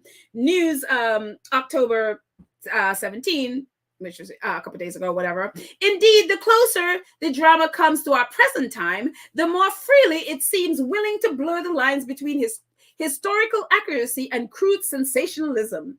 While many will recognize The Crown for the brilliant but fictionalized account of events that it is, I fear that a significant number of viewers, particularly overseas, which is the condescending way they speak about Americans. Oh no, we don't know, Americans don't know fact from fiction. Like, we don't know the story. So we are just, it's just like they're so condescending. It's like, we don't know Diana's story. We don't know Charles' story, Anyway, moving on. It says, the particularly overseas may take its version of history as being wholly true, given some of the wounding suggestions apparently contained in the new series.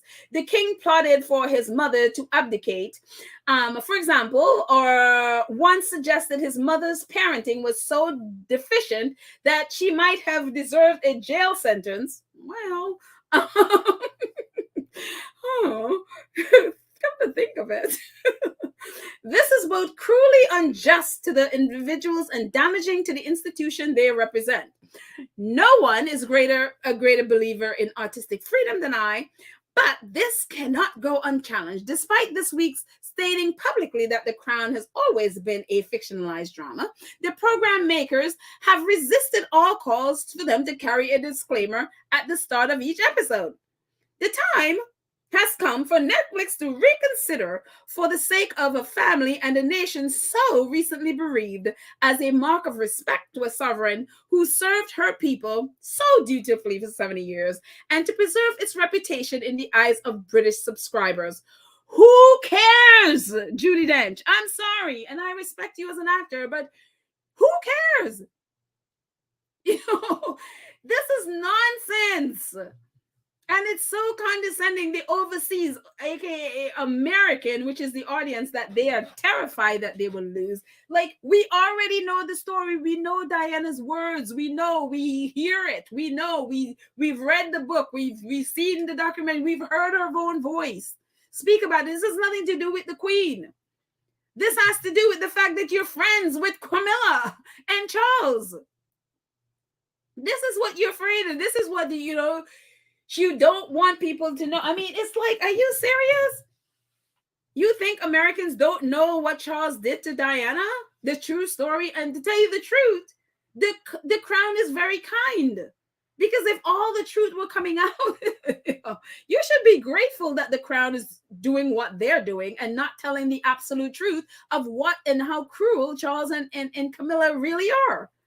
You better be grateful. They better be grateful.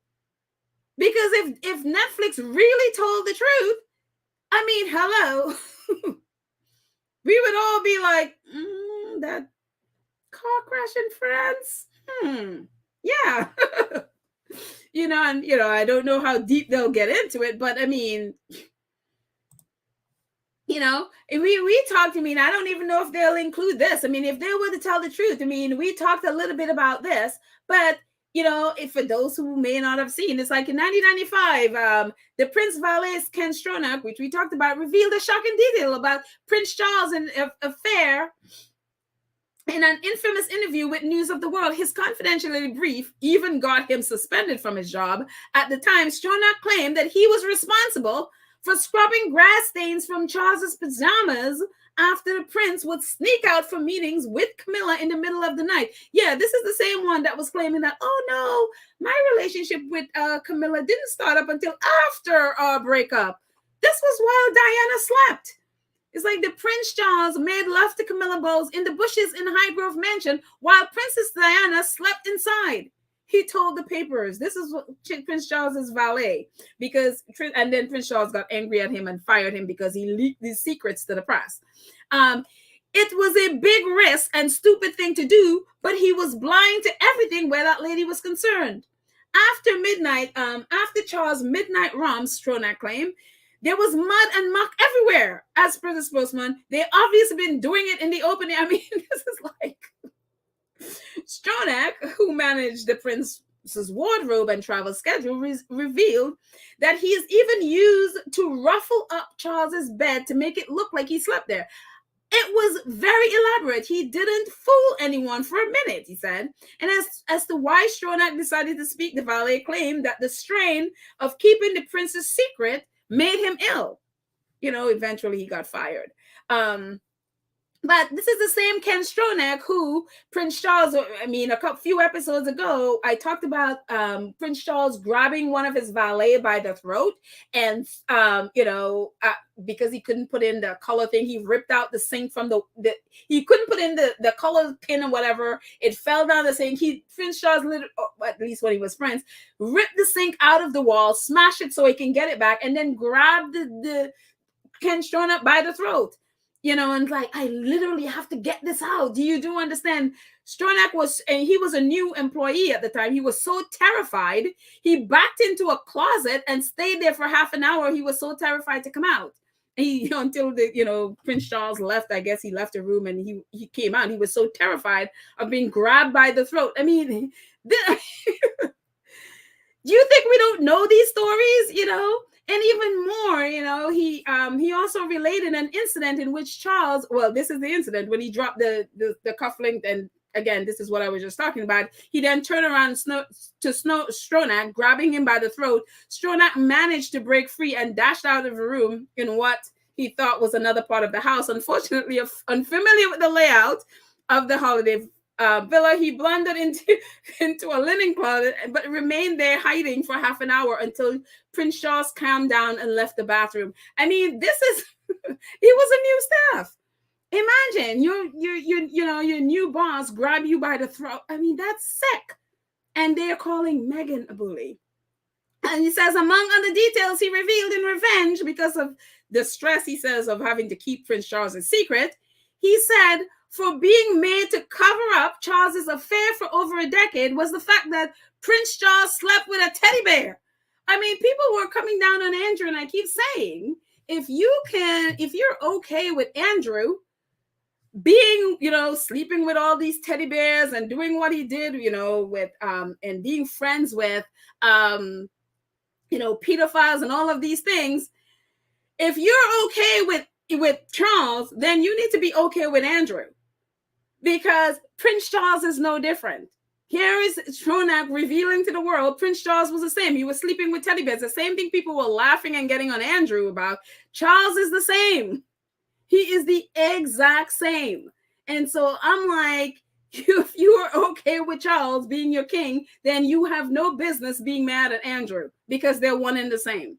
So, anyways, but it's like, you know, if they were to put this in, this may not get into, I mean, I don't know, again, I don't know how much of this stuff they will put in, but I mean, are they thinking that we don't know these things? This stuff has, I mean, if you look at the date of this was 2016 and 2017. The press has been writing about all of this stuff, even though now the press is like screaming like, oh, it's not a documentary, it's whatever. But the same press who is screaming about Netflix need to put disclaimer, why didn't the press put disclaimer on these articles? They didn't put any disclaimer in there claiming that, oh, it may or may not be true. The courtier may or may not be telling the truth. They didn't put disclaimer on this. Tom Sykes didn't put it, and the other tabloids that wrote all of these articles, they didn't put disclaimers on them.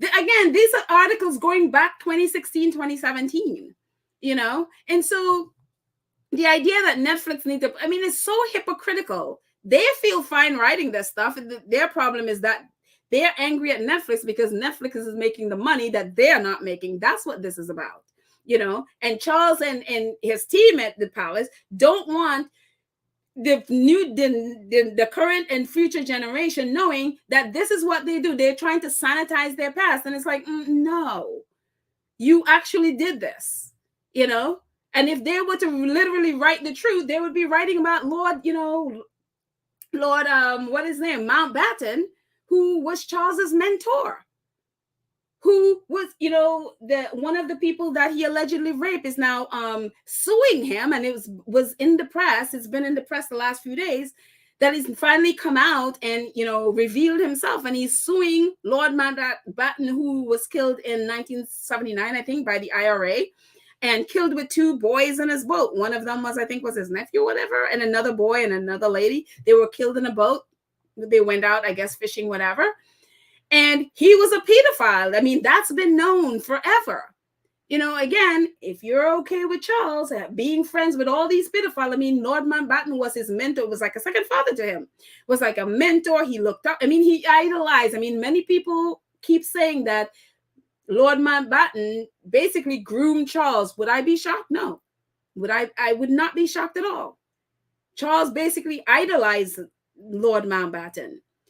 So my thing again is, if you are okay with Charles as your king, I mean, there's Lord Mountbatten, there's Jimmy Savile, there's that Ball, the priest who is that Ball, whatever, and some other guy, all of whom are pedophiles. And then the Queen, a couple of years ago, her nephew literally went to prison for sexually assaulting someone in his palace.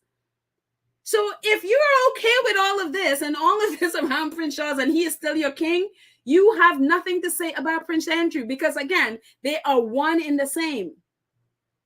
So they don't get to be like, oh, Andrew is so bad and no, they are one in the same. And honestly, Prince Charles, I think, has a lot more skeletons than Andrew has. So again, anyways, I mean, look at all this stuff. I mean, that's like, oh, people are going to assume it's the truth. I mean, if, I read this a couple of days ago about Camilla calling Diana crazy. And really, I believe this is probably where that whole narrative of that Diana being unstable even started. That her brother-in-law spoke to the press about what and how she and Charles groomed Diana and how she basically, instigated a lot of the things. I mean, it's happened. It was written in the press, and then they're going to tell us that Camilla Gate, that, that, or Tampon Gate didn't happen, or the fact that Princess Diana's Squidgy Gate didn't happen, where they bugged Princess Diana's phone and leaked her phone call to this guy. Are they going to tell us all of that didn't happen? So it's really ridiculous, and even look at the article in the middle where it's the Daily Mail, one of the press, the tabloids right now that's screaming, oh, Netflix should put disclaimer. I mean, this is their article talking about Prince Charles flirting with Penny.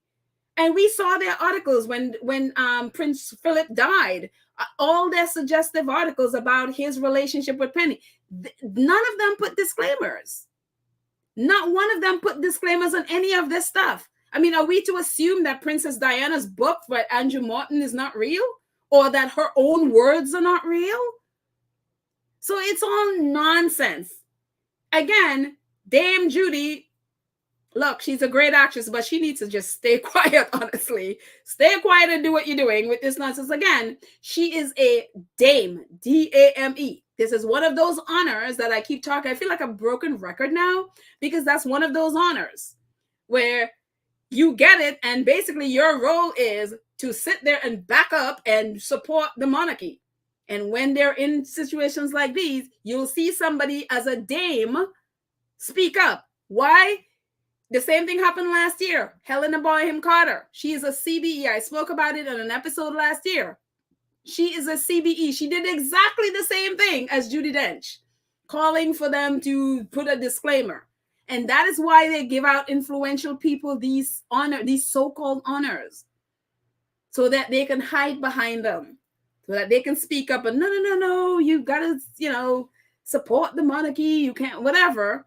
But that's why they give these honors. They do the same thing every year. It's nonsense.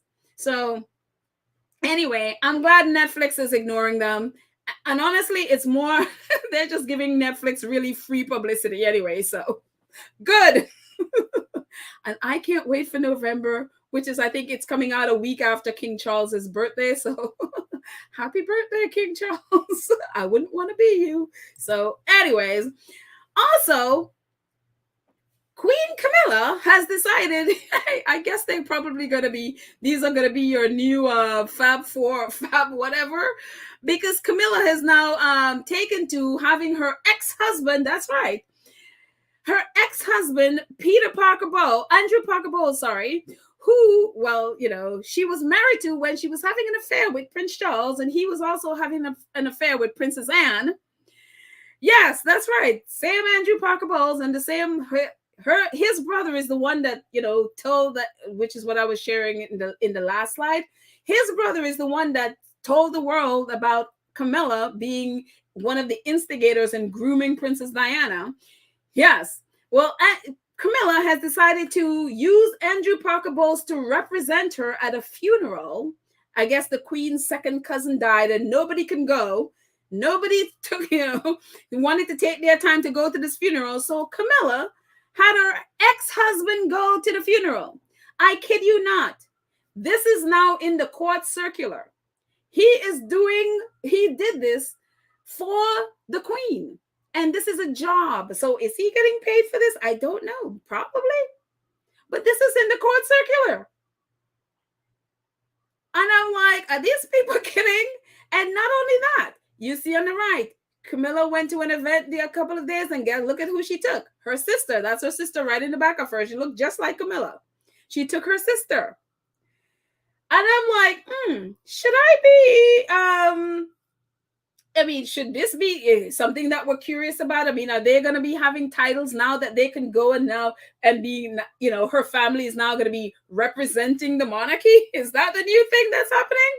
I mean, it's just, it is just so amazing to me because one of the things, also with her ex-husband, one of the things that she literally said is that Camilla wanted to remain married to Andrew while still having an affair with Charles. That was the arrangement that she wanted.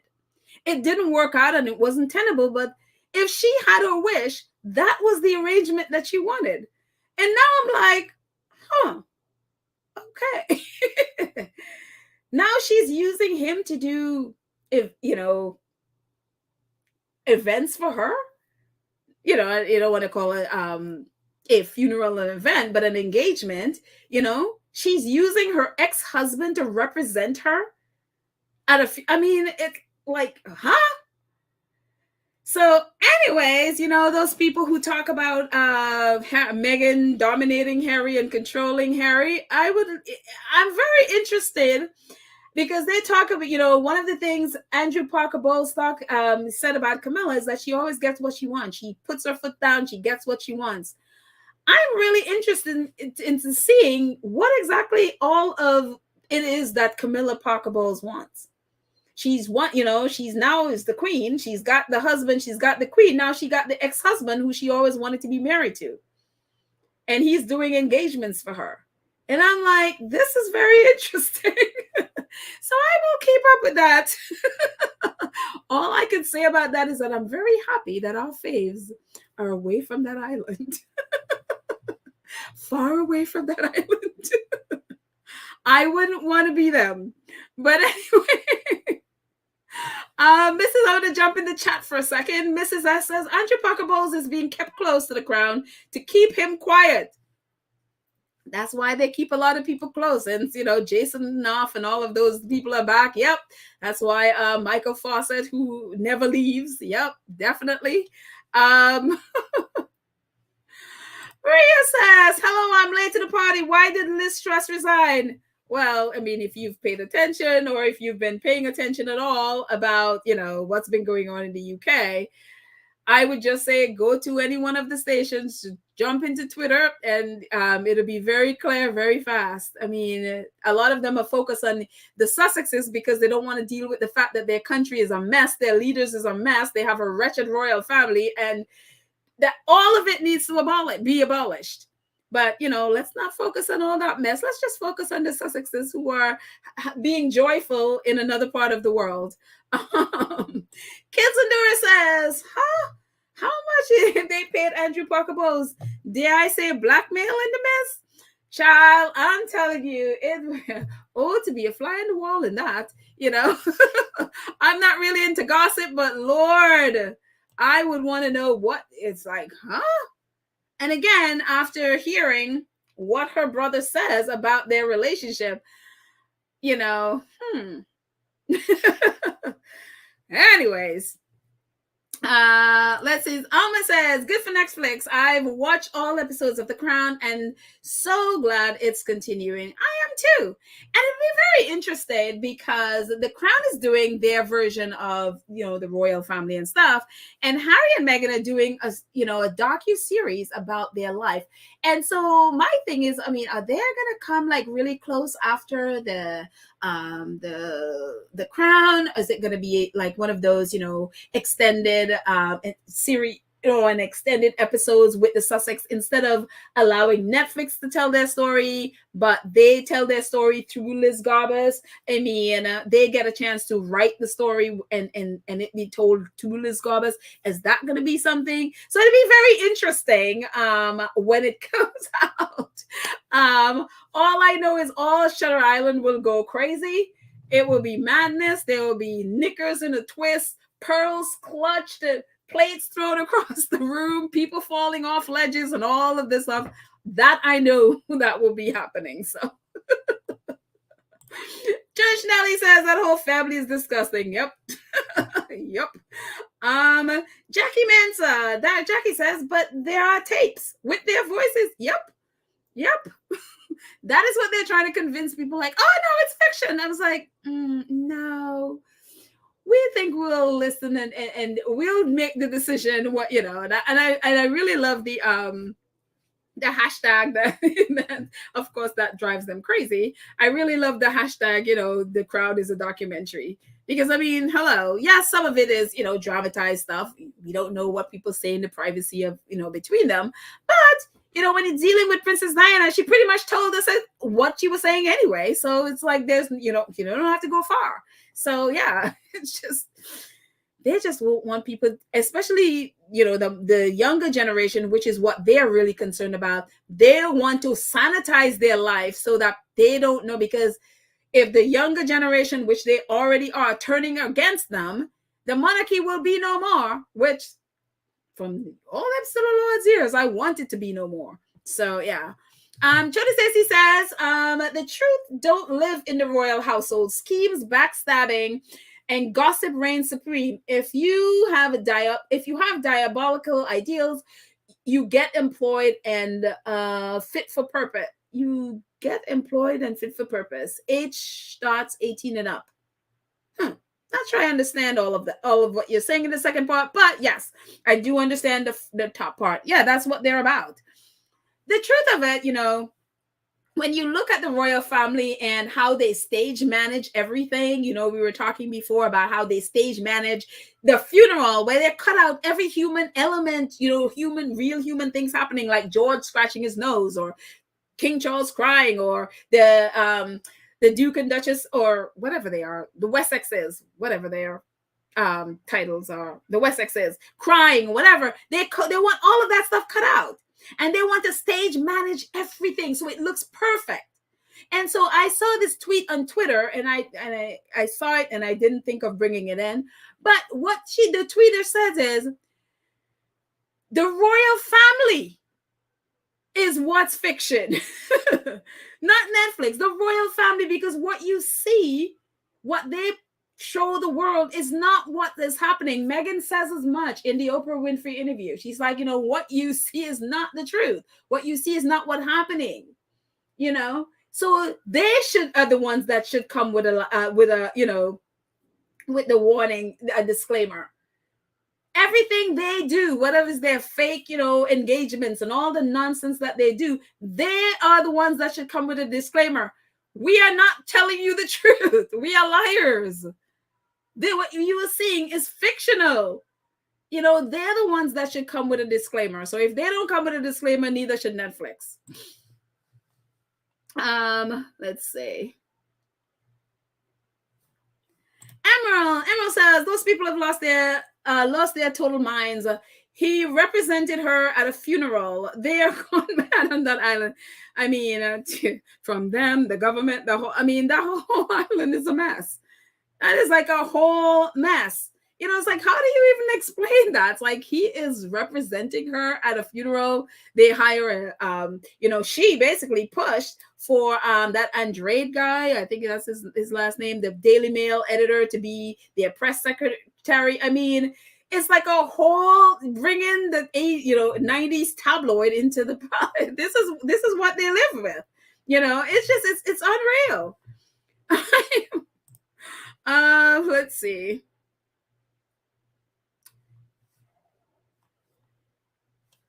But I love all their moaning and whining, because it's just amplifying, Netflix. It's giving them free publicity. They don't have to spend a cent in the UK for publicity at all, because they just get all the free publicity, Fatima says, me too, Pedal. I never judge the Kardashian.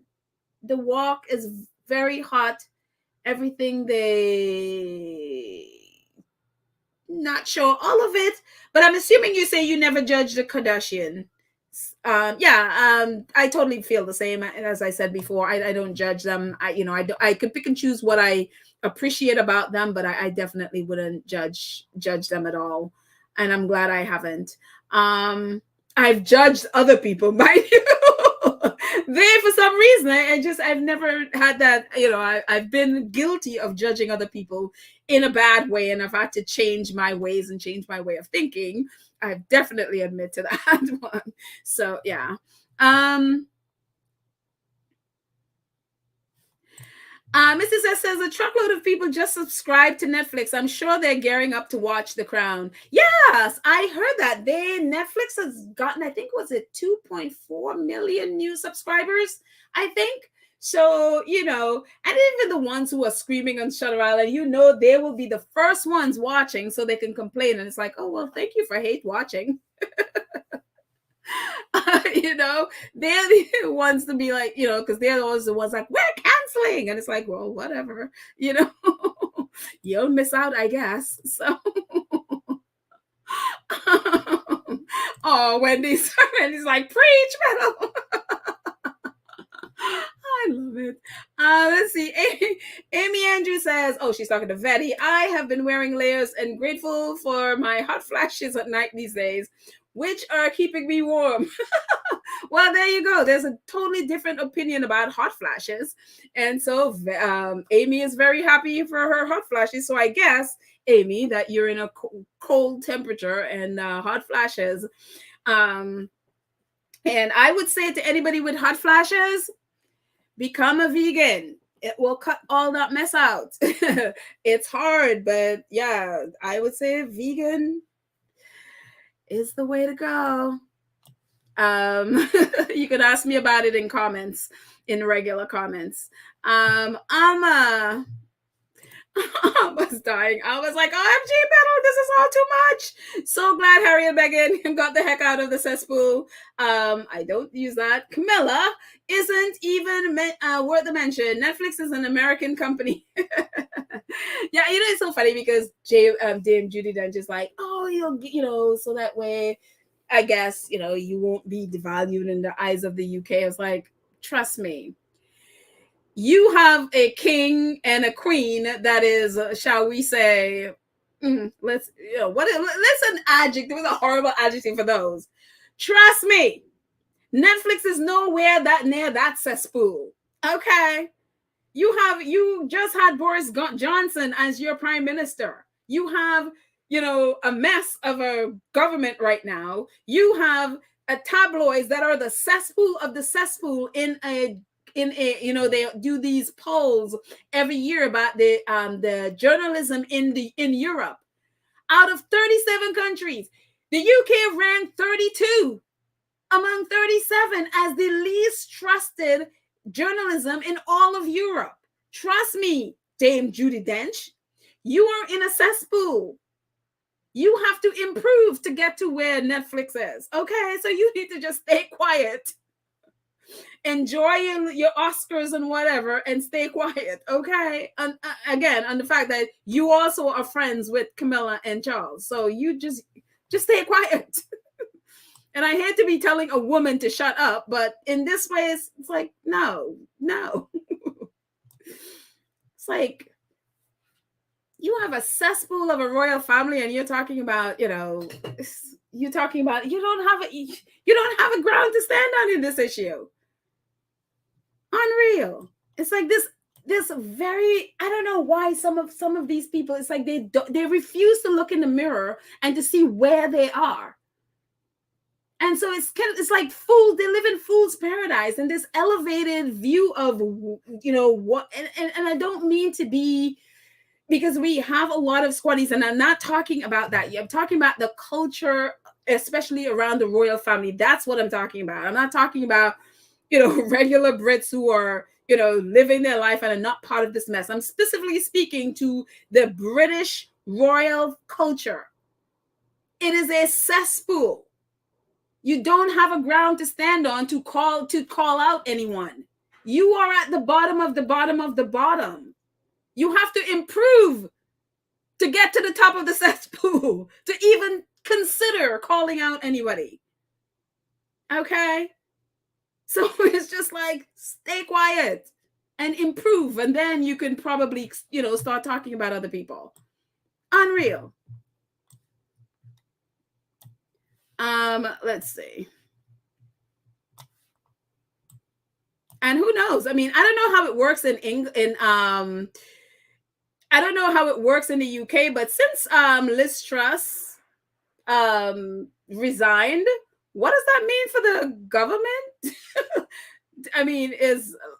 Does she get to stay? Because I know that Boris Johnson stayed until they got a new person. So, and I also heard that Boris Johnson want to come back, and people want Boris Johnson. It's like, imagine wanting Boris Johnson to come back to lead your country.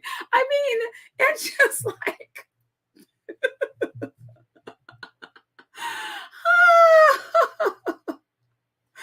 it's like I have to laugh. It's kind of like, oh my gosh. There are people in the UK are probably dying, like, please get me out of this mess. Patricia Ann Franklin, hi Patricia, says, you can't make these things up. The poor queen was crumbling beneath this mess. No wonder Meghan was not welcome. She would not understand what is going on. I'm sure she can understand it, but it's kind of like, who would want to be a part of it? I know she wouldn't want to be a part of any of this mess. And that, with all the stuff that the Sussexes are going through, I feel like now it's the Lord. Meghan says in that interview, and I'm so happy she mentioned that, because she said when she was talking about revisiting the high school, her girls' school, the Sacred Heart. Oh shoot, Immaculate Heart. She said someone had sent her a picture of her, I guess her school yearbook, and they had to put a picture there, and then they had to put a quote or something. And she put a quote there, and I don't remember who the quote is from, but she said something to the effect of you you only know how strong a tea is when you pour hot water on it, or something to that effect. And she, her thing was like, she didn't want to, even though she chose that quote way back when she was an Immaculate Heart, how true that quote is now with her life. She is basically saying, like, she only, her strength, like, she knows her strength now because of the hot water she's just been through, especially being a part of the royal family. And so now she's really knowing her full strength. And it's one of those things. It's kind of like, Meghan, she wouldn't be able to accept all of that mess, I think, so anyway, moving on. Sonia says, London Bridge is down, urgent help needed. They need a whole lot of help. They sure do. But, as with everything, when all of that mess is happening, just, again, when anything happens in Shutter Island and all this mess is happening, expect an influx of a whole bunch of crazy Harry and Meghan articles, because obviously they use that to hide behind. They don't want to deal with the truth. And especially the fact that the Daily Mail are the ones, the Daily Mail, the Sun, and others have been the ones pushing the Tory government. And the last three Tory leaders have been who they have supported and have been pushing. They don't want their readers to remember that those governments are in place because of them.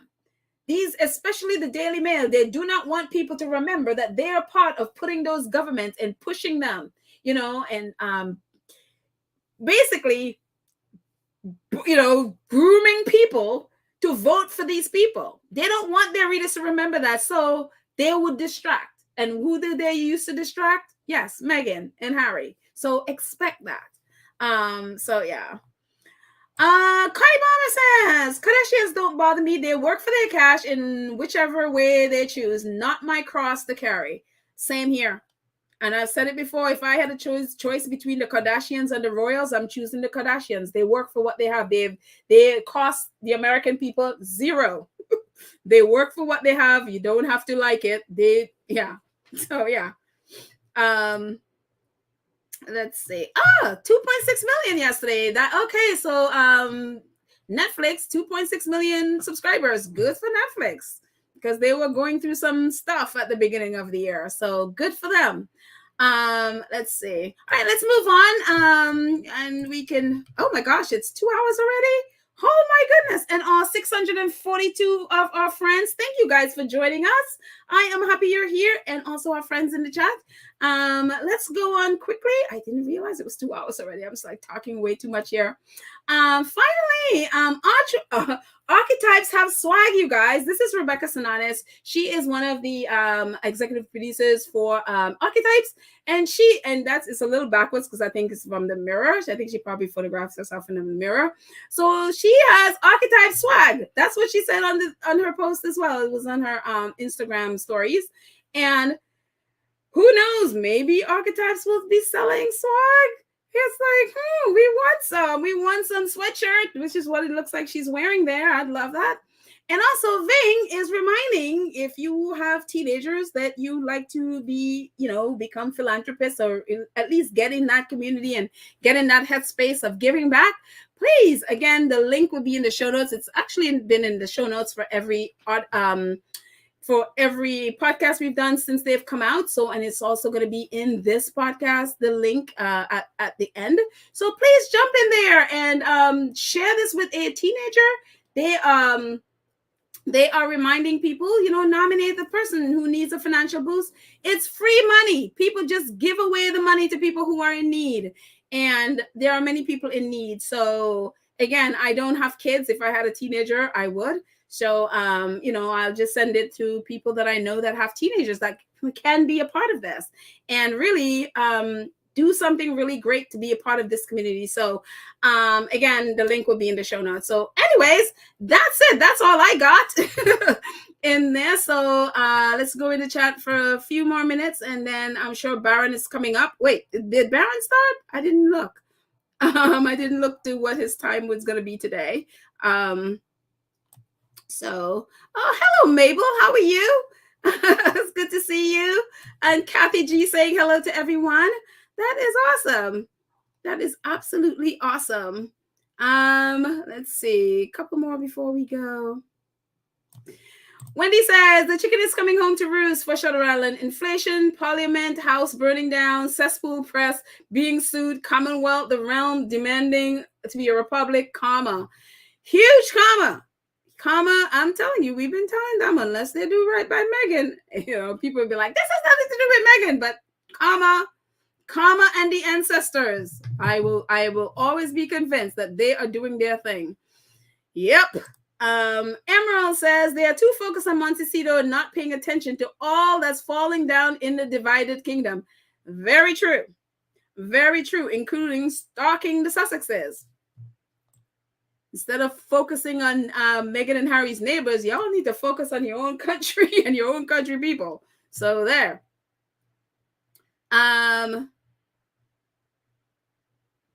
Let's see.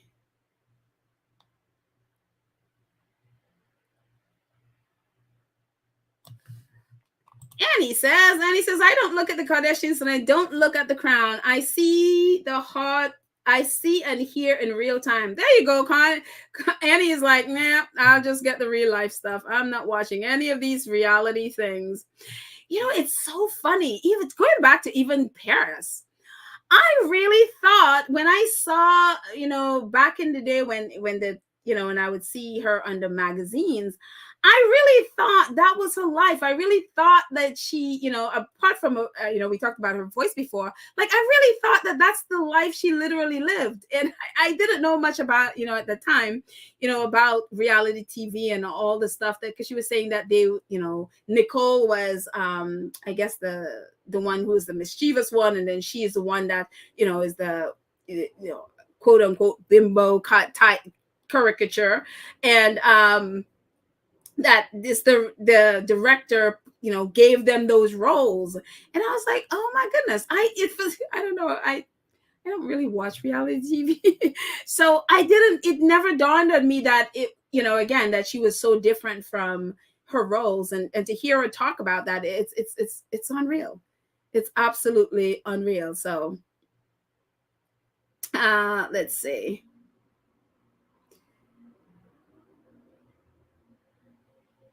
Let's see.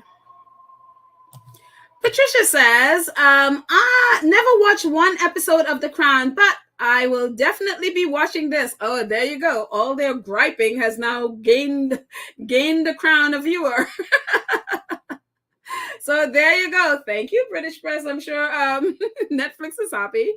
Oh, Baron is on at 5. Oh, thank you so much, Faith. I appreciate you letting us know about Baron. Oh, and Church Nelly as well. Thank you, Church Nelly. I appreciate that. Terry says, Archetypes swag, that's cool. I know, right? I'd love one. That would be great. Let's see.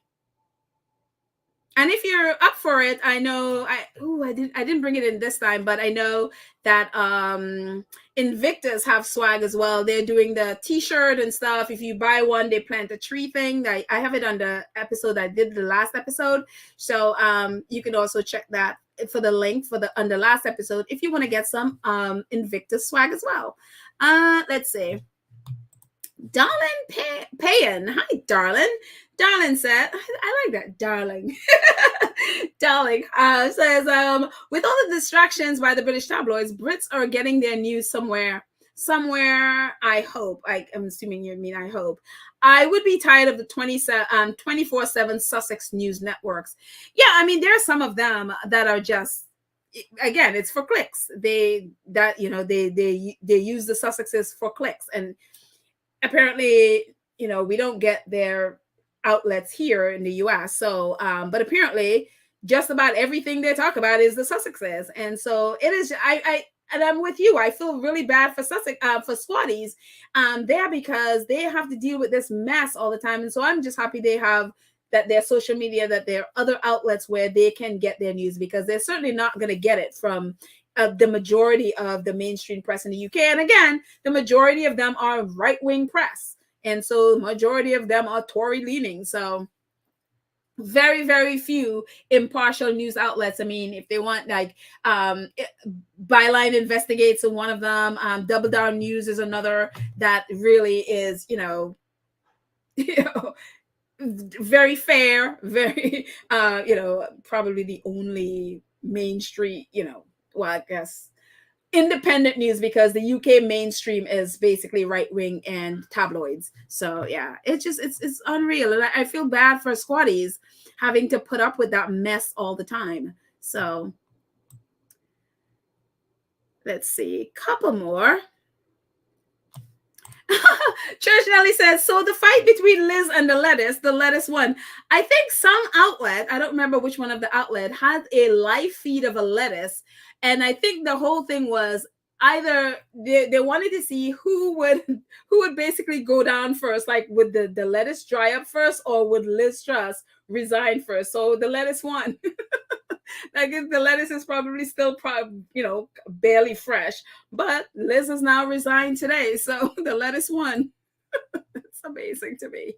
It is just really oh, thank you so much, Black Queen. I appreciate it. I absolutely appreciate that, and I appreciate you being here. Let's see. Couple more before we end. I know we're let's see. Scrolling up. Mrs. S says, Dame Judy got that grace and favor call in. Oh, yeah, absolutely. Again, whenever, that's why they give out these honors. Whenever there are things like this, they will call them up to speak on their behalf. When there's a race issue, where people are, calling them on racist issues, they will always call up the black, ones with honors to speak up for them. That's why they gave them those honors. It's not just so because, like, oh, they're doing great work. They gave you for you because they're gonna call you when they need you to speak up for them. So yeah. Let's see. One more.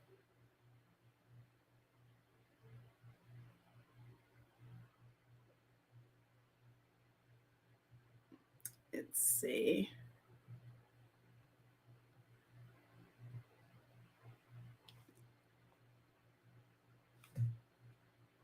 Oh, wait, someone just donated. I just want to honor that. Oh, Official Lauren, thank you so much again. Thank you. She said, Pedal, you're too funny. The lettuce won.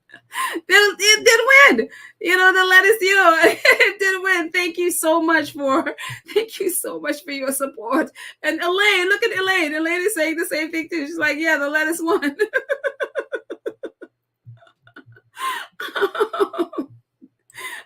Lee says, Pedal God is good, and his